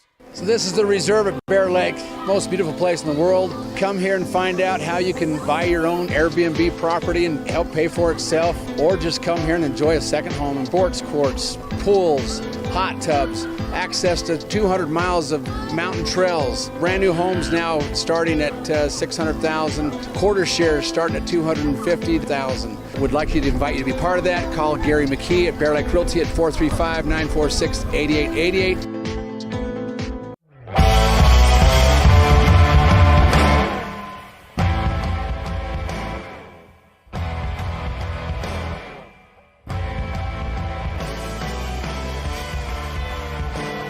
Welcome back to the Les Schwab Plains Tires broadcast booth. We're in the Bear Lake Community Health Center presentation of Rich Rebel Football on 98.3 FM and online at mylocalradio.com. Rebels face a 3rd and 11 from the Wrangler 36. Hoffman under center. He's got trips to the right. One receiver to the left. Max Perry's the deep back. They're going to run the option. Hoffman around the right side across the 35 to the 30. He's going to fall forward to about the 32-yard line. That's going to bring up 4th and 2. Nice job by Hoffman making this a more manageable 4th down. Nice tackle by Jensen on that one as well. Quarterback on quarterback crime. 7:41 to go in the Bear Lake Realty fourth quarter. It is a 4th and 2 from the 32-yard line. Rebels have to get the ball to the 30 for a first down. They come out 2 receivers left, 2 receivers right. They actually come out in the I formation. Noah Perry's the deep back. Hoffman under center. Gets the snap. He's going to hand it to Trey Walker on the reverse. Walker has enough for a first down and more. Out across the 20 to the 15. He's going to be marked down around. Looks like the 13-yard line. Number 21, Bodie Jensen on the stop for the Wranglers. Excuse me, make that the 12-yard line, as it'll be 1st and 10 for the Rebels from the 12. 7:16 to go in the Bear Lake Realty fourth quarter. Clock continues to wind as the Rebels have the ball. The clock is on their side as they lead 27-7 over the Wranglers on the Station on Main scoreboard. Get some dark shadows on that end of the field. As the Rebels come out with 2 receivers to the left. Excuse me, 2 to the right, 1 to the left. Max Perry is the deep back. They send Noah Perry in motion. They're going to give to Max. He's going to run it up the middle. Makes a couple men miss. Keeps his legs going. Max Perry with a heck of an effort there to pick up 10. As we got a Rebel laying down on the field, faking it. Trying to draw a penalty, as that was maybe a late hit. But Max Perry picks up enough for a first down, as it'll be 1st and goal for the Rebels from inside the 2-yard line as they huddle up at the 20. I'd give a shout out to Max on that. You're frustrated from what happened earlier, and you put that frustration into a positive play. 2 receivers to the right, 1 to the left. Max Perry is the deep back. They're going to give to him. Let him try to score the ball as he runs up the middle, and he's going to be in for a touchdown as the Rebels go up 33-7 on the Station on Main scoreboard. Max Perry caps it off with a touchdown. Are they going to call him short? Because the referee on the near side said touchdown. What are they calling?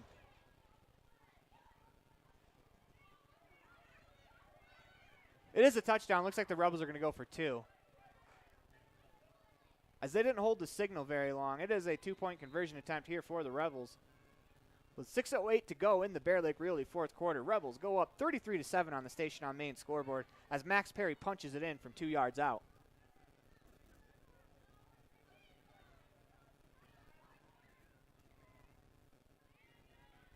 Hoffman comes under center, trips to the right.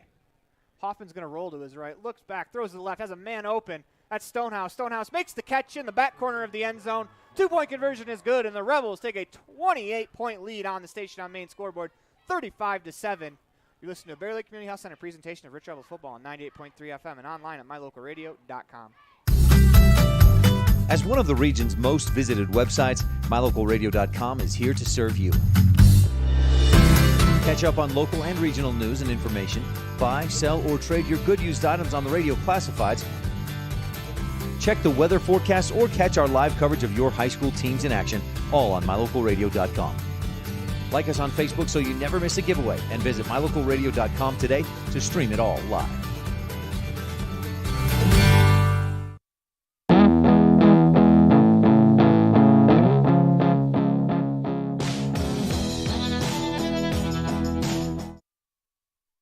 Welcome back to the Les Schwab Plains Tires broadcast booth. We know the Bear Lake Community Health Center presentation of Rich Rebels football on 98.3 FM and online at mylocalradio.com. 6:08 to go in the Bear Lake Realty fourth quarter. The Rebels lead 35-7 on the Station on Main scoreboard as Jaden Desch tees up the Town of Woodruff kickoff. Desch had a pretty good game kicking the ball. He's averaged inside the 10 each kick with a touchback. If you're the Rebels here, you want to see a good kick. You want to see good kickoff defense right here because they have struggled a little bit in this facet of the game as they've given up 2 returns past the 40-yard line. As Desch, his hand goes in the air, he approaches the ball, unleashes on it. That ball will be fielded at about the 20 by number 8. That's Joe Boylan. He's going to go around the right side, keeps moving, and we're going to get a flag tossed on the near sideline. Boylan's pushed out of bounds at about the 33-yard line. We'll wait on that flag, as I put a real jinx on this ball game.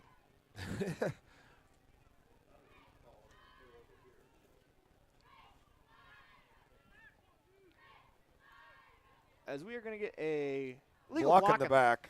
Block in the back against the Wranglers. That'll back them up about 15 yards. They'll bring up 1st and 10 for the Wranglers inside their own. They're actually going to mark it at the 20-yard line. Just under 6 minutes to go in the Bear Lake Realty fourth quarter. Rebels lead 35-7 on the Station on Main scoreboard. Wranglers have the ball. 1st and 10 from their own 20. as they start this possession. Come out with 2 receivers in the formation, 1 on each side.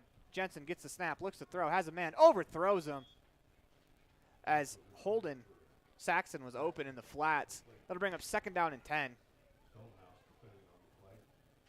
You can kind of see the Rebels falling back with their defensive backs. They're going to let them catch the ball, but they're going to keep everything in front of them.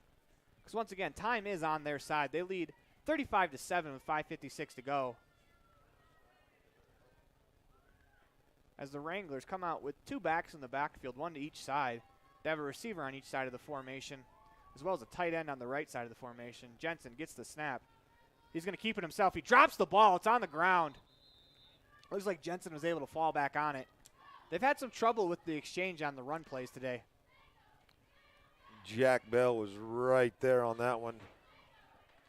5:40 to go in the Bear Lake Realty 4th quarter. It is 3rd down and 12 from the Wrangler 18-yard line. They got to get the ball out to the 30 for a 1st down. As the Rebels defense right now, they're looking to put an exclamation point on this game. The Wranglers spread it out. 2 receivers on each side of the formation. 1 back in the backfield next to Jensen on his right-hand side.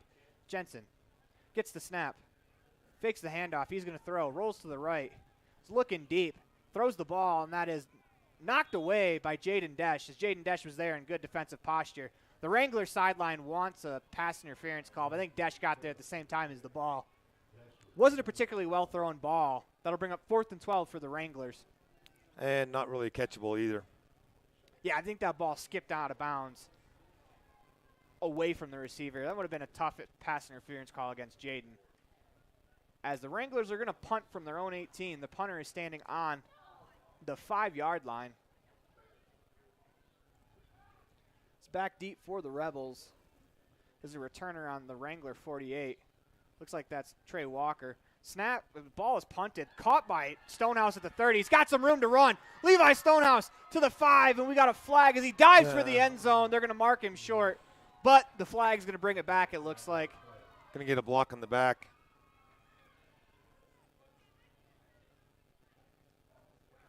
As that'll negate the ball on the 3. Yep, block in the back. But if it's a spot foul, that shouldn't hurt us too bad. Looks like the Rebels will take over at about the 35 as they walk it off.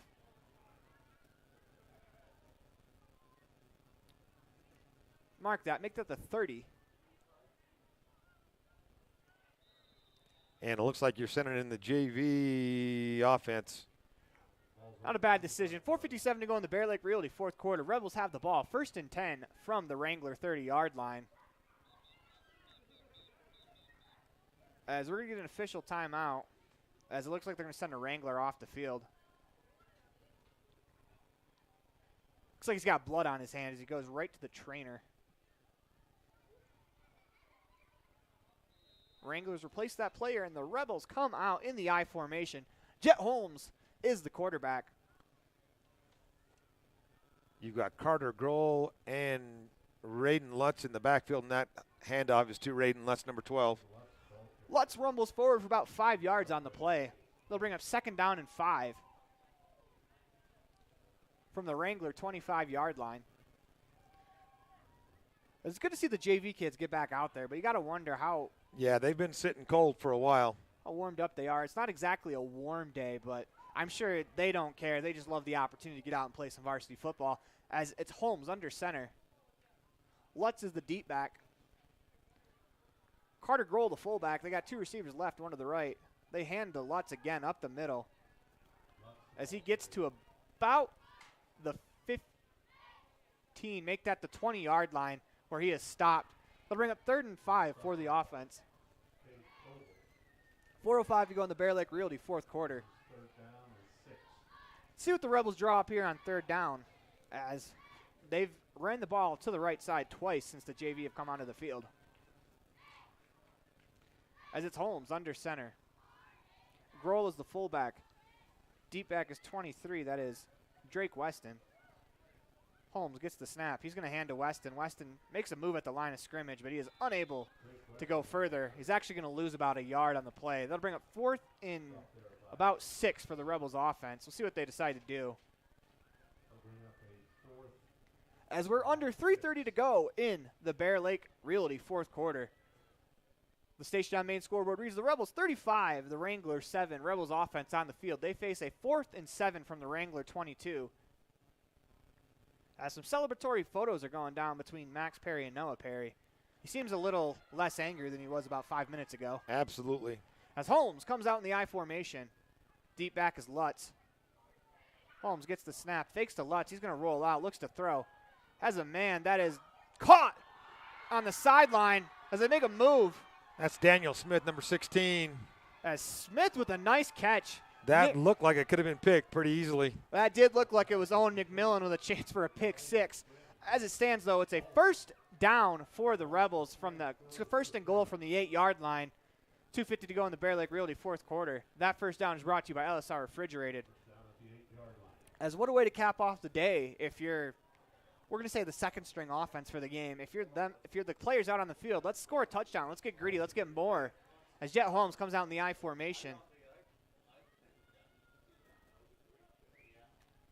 Holmes fakes the handoff. They're going to run the option as he is wrapped up and dragged out of bounds at about the 17-yard line. He's going to lose about 8 on the play. Number 46, Kobe Bailey on that stop. It's a little different when you're going against JV kids and you try to spread them out. Varsity is a little bit more disciplined on the end there, and that was a great play from the Wranglers. As we got 2 minutes to go in the Bear Lake Realty fourth quarter, it is second down and goal from the 15-yard line. Holmes comes out under center. He's got one back in the backfield. That's Grohl. He's got 2 receivers to the left, 1 to the right, or 2 to the left, 2 to the right. As Holmes gets the snap, he's going to roll right. He's being chased right away. And he's able to just spike that ball into the ground as he had a player all over him as he tried to throw it. That'll stop the clock with 1:37 to go in the Bear Lake Realty fourth quarter. We got a flag on the field. Are they going to call intentional grounding on that? That's what went through my head. Can you call intentional grounding when he's got his arm going forward? It's not even that. He has a defender dragging him down as he's throwing the ball. That's what they call. I don't know what more you can do as a quarterback when you're getting dragged to the ground and you throw the ball. There's not much you can do as you get your arm hit, but that'll back the Rebels up to the 25-yard line where they face third and goal. Third and goal from the 25. Well, you only have 1:37 left. You could almost kneel this one out. I think Jaden Desch should probably warm his leg up. Why not try it? Holmes gets the snap, hands to Lutz up the middle. Lutz is going to rumble forward to about the 21-yard line where he's stopped. That'll bring up fourth down as we got 1:29 to go. Pinedale has called timeout. As the Wranglers call timeout, down 35-7 on the station on main scoreboard. 1:26 to go in the Bear Lake Realty fourth quarter. Listen to a Bear Lake Community Health Center presentation of Rebels football on 98.3 FM and online at mylocalradio.com. When you enter the city limits of the town of Woodruff, the sign welcomes you to the town of coldest temps and warmest hearts. Settled in 1870, we celebrate the values of kindness, compassion, and friendliness, knowing that a community's greatness may best be measured by the compassionate actions of its members. Mayor Scott Savey and council members Raymond Franson, Millie Bradshaw, Seiko Webb, and Monica Schultes, with clerk Lisa Bell, welcome you and say, Go Ridge Rebels!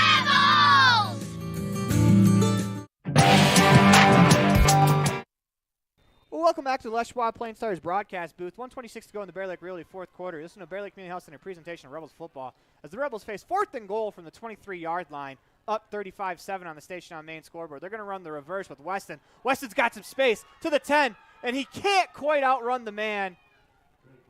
As Drake Weston had some room, he's dragged down at the 8-yard line. That'll be a turnover on downs for the Rebels offense. That'll bring up first and 10 for the Wranglers at their own 9-yard line with 1:17 to go in the Bear Lake Realty fourth quarter. As it looked like the Wranglers, they do want to get some players out there and give them at least one drive as we got 1:17 to go in the ball game. And if you're the Wranglers, it's 1:17 to go in your season. It is. This is the last game they'll play this year. So if you're a senior on the Wranglers team, the last time you're going to Put the helmet on. As 1:17 to go in the game. Ball on the 9. See what the Wranglers decide to do. I expect them to play to the last whistle. As they do, they come out with a shotgun formation, 2 backs in the backfield, 1 to each side. They get the snap. They're going to pass with Jensen. Jensen has a man open. Throws on the back pedal. Makes a man miss. Out across the 15 to the 20 where he's wrapped up, dragged down as the Wranglers gain 18 on the play. They'll bring up 1st and 10 with 1:08 to go in the Bear Lake Realty fourth quarter. Wranglers are moving the ball. They're down 35-7 on the Station on Main scoreboard as the Rebels came out and played a very impressive first half. And I'm sure they're going to show the film from that half when they do film this week, and not so much this half. They only gave up 7 points. They scored, but it wasn't the prettiest half of football that the Rebels have ever played as the Wranglers come out in the shotgun. Receiver on each side, running back to each side of the quarterback. They look to throw. They're going to throw it right away as it is caught at the 30-yard line by Safegus Sawyer. And the Wranglers are going to call a timeout. Number 4, Jarrett Mason, Mr. Senior, with the stop. With 1 minute to go in the Bear Lake Realty fourth quarter, the Wranglers call a timeout. You listen to Bear Lake Community Health Center presentation of Rich Rebels football on 98.3 FM and online at mylocalradio.com.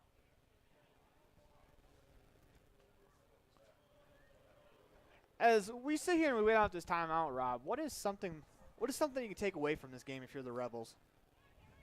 Well, the consistency in that first half, I agree. There's hiccups in that second half with some turnovers, but I loved the fire they came out with at the beginning. We talked about 2 things. Number 1, you wanted to punch them in the mouth, and you wanted to avoid the turnover bug, and you wanted to shake up your defense. And I think all 3 of those were checked. Boxes were checked in the first half. I'm not sure that's the way it is in the second half, but my concern now is how do you go from playing this many games of 11-man and flip-flop back to play 8-man next week against Monument Valley in the playoffs? Yeah, we saw when they went from 8-man to 11-man how sloppy that game at Mountain View is. And I think it's going to be a little easier going back to it because you did most of training camp with 8-man as the Wranglers come out with a receiver on each side, 2 backs split the quarterback. As it's going to be the quarterback, Jensen, to keep it. He's around the right side. He's out across the 35, and he's going to be marked out of bounds before the 40. That's good enough for a first down for the Wranglers, as it was Raiden Lutz there to push him out of bounds. 52 seconds to go in the ball game. It is 1st and 10 from the Wrangler 35-yard line. As the Wranglers, they're not going to go quietly into the end of the season. I respect that. They're still out here fighting for every yard that they can get. As it's Jensen, the quarterback, in the shotgun. He's got a receiver on each side. He's going to pass. Looks right. Drops back. He's going to throw it deep. Overthrows his receiver. The closest man to the ball is probably Zenick Stocking, number 9. As we got a flag on the play. Got a hold. It was 1st and 10, so the hold will bring up it'll bring up 1st and 20 or either 2nd and 10, depending on if the Rebels decline the penalty or not. I'll give credit to the referees. They haven't stopped paying attention to the game.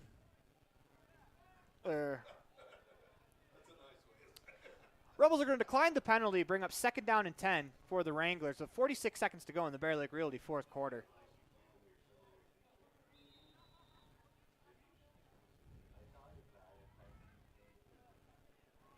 Ball is placed on the Wrangler 35-yard line. It's on the right hash. They come out in the shotgun. They got a receiver on each side of the formation, a running back on each side of the quarterback. As Jensen gets the snap, he looks left. He's going to throw right away. Has a man, as that's Owen McMillan. He's pushed out of bounds at the 47-yard line. That's good enough for. No, I think they got him pushed out of bounds earlier than that. 3.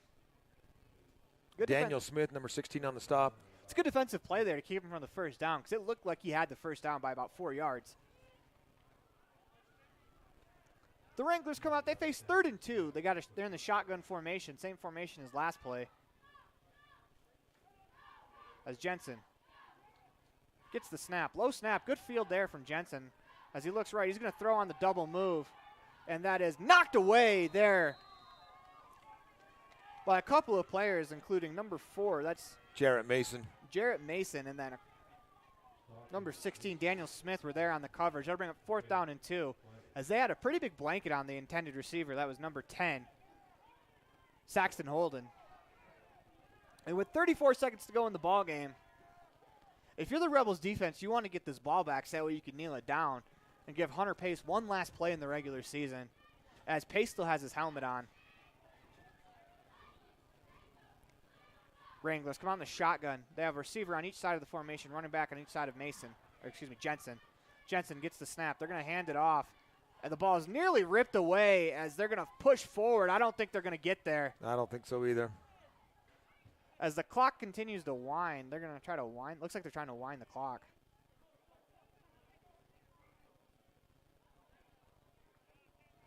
That ball is short of the first down mark. You're going to give him a first down. That ball is a yard short of the first down marker, and they're giving him a first down.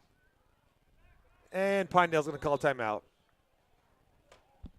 With that, you're listening to a Bear Lake Community Health Center presentation of Rich Rebels football on 98.3 FM and online at mylocalradio.com. We'll be back after this. When you enter the city limits of the town of Woodruff, the sign welcomes you to the town of coldest temps and warmest hearts. Settled in 1870, we celebrate the values of kindness, compassion, and friendliness, knowing that a community's greatness may best be measured by the compassionate actions of its members. Mayor Scott Savey and council members Raymond Franson, Millie Bradshaw, Seiko Webb, and Monica Schultes, with clerk Lisa Bell, welcome you and say, Go Ridge Rebels!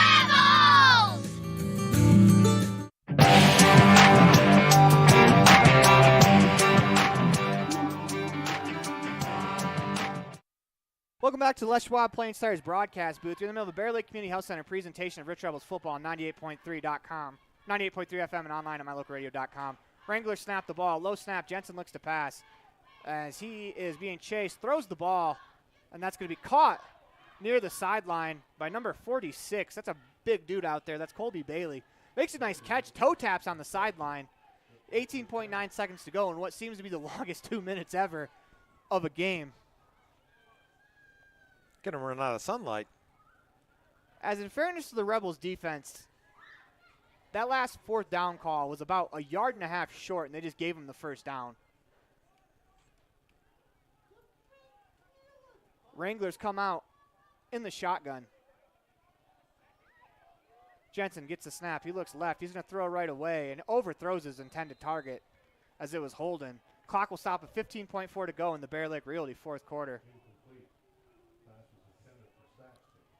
Jarrett Mason on the coverage, number 4. Get a chance for a senior to get, this is the first year he's played football, so has a good taste. Yeah, get some extra reps on the field. I mean, it's a lot of fun. Don't get me wrong, the score's 35-7 on the station on main scoreboard, Rebels with the lead, but for these kids playing, they still have a lot of pride. They don't want the other team to score. If you're the Wranglers, you want to score. They come out with 2 receivers left, 2 to the right. As Jensen gets the snap, drops back, looks to throw. He's being chased, rolled out to the right, throws on the run. That's going to go out of bounds, incomplete. 8.2 seconds to go in the Bear Lake Realty 4th quarter. Carter Stokes, number 63, chasing Jensen, and he is slow to get up. Still have one more play on the clock. 8.2 to go in the Bear Lake Realty 4th quarter. Rebels have wrapped this one up. The only thing that is still in question is the final score. They lead 35-7 on the station on main scoreboard as Jensen runs in the 3rd down and 10 play from the Rebel 37-yard line. I think it's a good time to talk about next week where the Rebels will take on Monument Valley in the first week of the 8-man playoffs, as well as the Rebel volleyball team. They will start their journey for a state title as they will be playing in a 2-day tournament at States. We'll find out on Saturday who they play. As the ball is snapped, they look to throw. That's number 22, Jake Hammer with the throw. That's a pretty decent throw for Hammer, who hasn't played quarterback. Trying to find Colby Bailey. As if you're a corner and you see that big dude running down the field at you, just hope you don't got to make a tackle, as Bailey is a big kid. As that ball hits the ground with 3.2 to go in the Bear Lake Realty 4th quarter. This should be the final play of the game. The Rebels will get Monument Valley. I think the kickoff time will be 1 o'clock on Friday. And the Lady Rebels will start today early at 9 o'clock with the winner between Bryce Valley and ICS. Intermountain Christian, your defending state champion.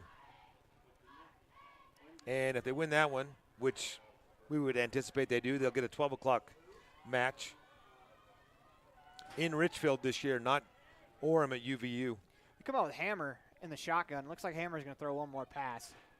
As he gets the snap, looks left, throws, has a man, completes the pass. It's number 47.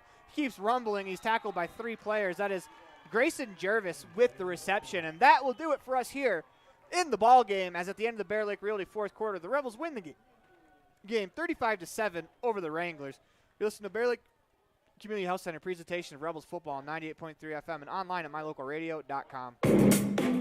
Lutz Construction is a premier excavation and landscaping company with over 25 years of experience. Lutz Construction delivers quality results on commercial and residential projects in Utah, Idaho, and Wyoming. Lutz Construction sells everything you need for landscaping and offers a wide range of professional services like foundation digs and rock walls. For all your excavation and landscaping needs, call Lutz Construction. We dig Bear Lake. Visit diglutzconstruction.com.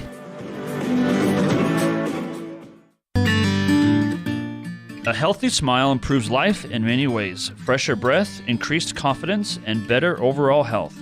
Dr. Sean Grohl and his team at Comprehensive Family Dental have been supporting Rich Rebels for over 25 years. Call today and schedule your next appointment. Go Rebels! Supporting the Rich Rebels and everything they do. J-Bar Auto and J-Bar Excavation in Randolph provide services to Rich Rebel fans every day. Auto repair, tires, sand, and gravel. J-Bar Auto and J-Bar Excavation on Main Street in Randolph. Stop in today. Whether it's for your home, your ranch, your equipment, or your business, when you need propane, count on the best. T7 Propane in Woodruff. The safe and professional team at T7 Propane offers quality product and the most responsive propane service in the area, so you can enjoy the affordability, reliability, and efficiency of propane. For heating, cooking, grilling, motor fuel, and more, count on the team at T7 for your personal or business propane needs. 435-793-4208. If you've never heard a mechanic say they truly care, then you've been at the wrong place. Stacy's Repair in Woodruff is a family-owned and operated business open since 1992. Offering all types of maintenance and repair services, you can be sure your vehicle is operating at its best. Whether your vehicle is older or the newest model, gas or diesel, we fix and maintain them all. Also offering chip repair, windshield replacement, and tires. When your vehicle needs a mechanic, bring it to the ones who truly care. Stacy's Repair in Woodruff. As one of the region's most visited websites, mylocalradio.com is here to serve you. Catch up on local and regional news and information. Buy, sell, or trade your good used items on the radio classifieds. Check the weather forecast or catch our live coverage of your high school teams in action, all on mylocalradio.com. Like us on Facebook so you never miss a giveaway, and visit mylocalradio.com today to stream it all live. This presentation on mylocalradio.com is also brought to you in part by Hoover Chiropractic. With over 3 decades of experience, Dr. Todd Hoover can help you with all the chiropractic work you need, plus x-rays, blood work, a weight loss program, and can help you get rid of allergies and migraines. Dr. Todd Hoover with Hoover Chiropractic in Evanston.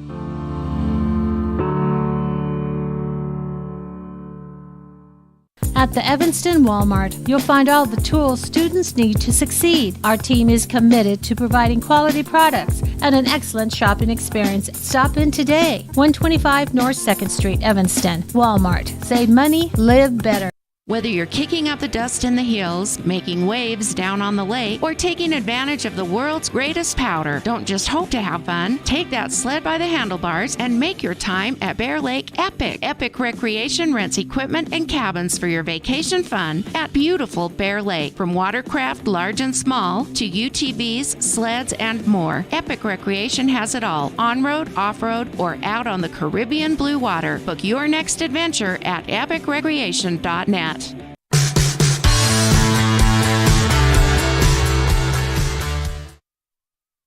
Welcome to the Epic Recreation post-game show.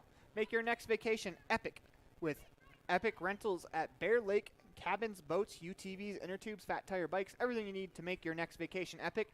Year-round rentals, visit epicrecreation.net. Today's game had some great plays. Let's look at those now. During the Jimmy John's Freaky Fast Recap, gourmet sandwiches made fast and fresh every day. Get your delicious sandwich today at 113 Front Street in Evanston.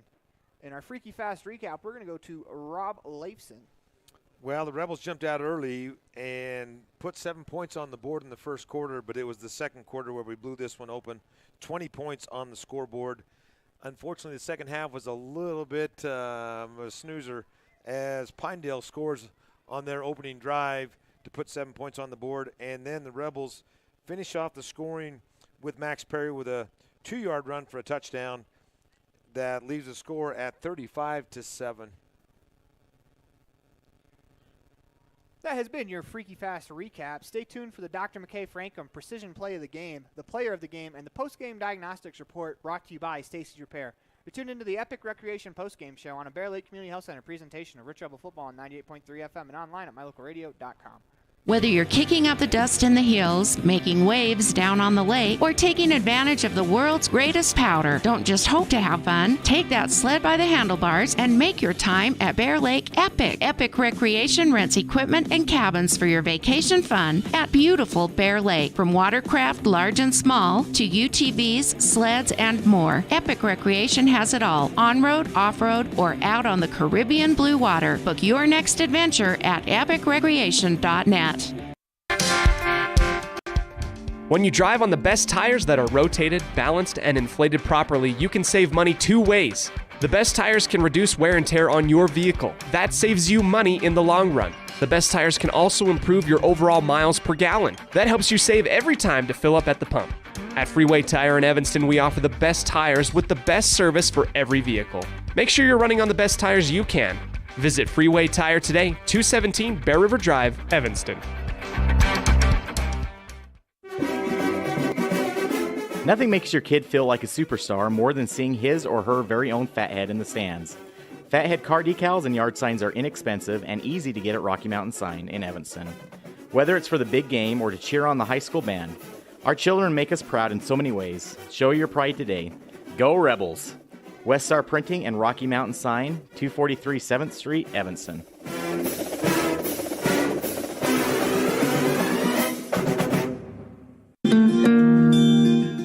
Whatever brings you to Evanston, whether it's high school sports, a teaching conference, music festivals, speech and debate, or your job, always book your hotel reservations at the Best Western Dunmar Inn. With 165 ground-level rooms on 10 beautiful acres, the Best Western offers everything you need, including clean, comfortable rooms, a business office, workout room, and a full-service restaurant, plus a complimentary breakfast with every stay. Whenever you're in Evanston, make your hotel reservations with your friends at the Best Western Dunmar Inn. At Rich School District, we believe that success motivates individuals, and every student is capable of learning. We believe an effective classroom facilitates learning. We believe in the development of lifelong learners, and we believe that a quality education makes a difference. Student involvement equals student success. Currently, 93% of Rich High students participate in extracurricular activities. Rich School District, providing a quality, well-rounded education for each student. Hello, this is Dr. McKay Frankham. As a dentist in Evanston for over 20 years now, my mission has always been to provide quality dental care for people of all ages at reasonable prices. I'm a detail-oriented person, and it's important to me to stay current on new dental procedures and protocols that can help my patients have the best experience and have the best results. Over the years, I've also worked to keep my overhead low so that I can pass those savings on to my patients. I believe everyone deserves quality dental care. Please call us today at 307-789-8910.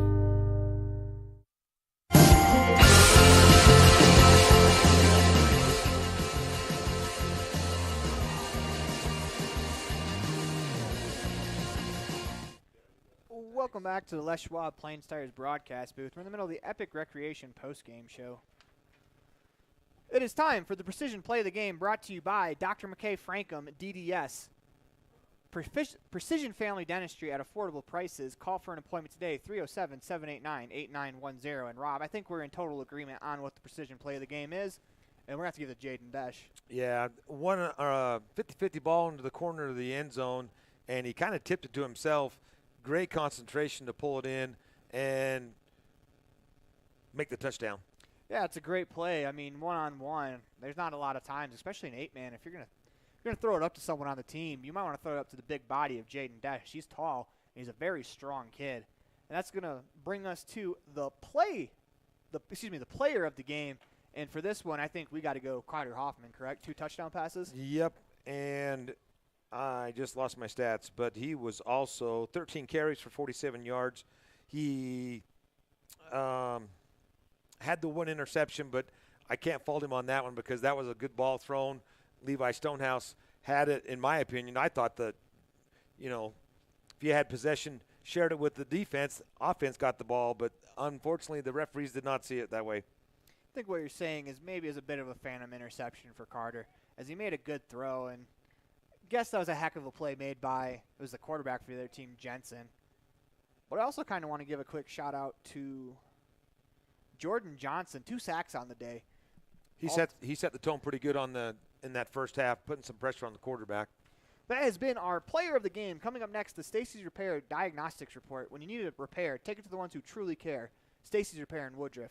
You listen to Bear Lake Community Health Center presentation of Rebel Sports on 98.3 FM and online at mylocalradio.com. The final score on the station on main scoreboard was the Rebels 35, the Wranglers 7. We'll be right back with the rest of the postgame show after this. If you've never heard a mechanic say they truly care, then you've been at the wrong place. Stacy's Repair in Woodruff is a family-owned and operated business open since 1992. Offering all types of maintenance and repair services, you can be sure your vehicle is operating at its best. Whether your vehicle is older or the newest model, gas or diesel, we fix and maintain them all. Also offering chip repair, windshield replacement, and tires. When your vehicle needs a mechanic, bring it to the ones who truly care. Stacy's Repair in Woodruff.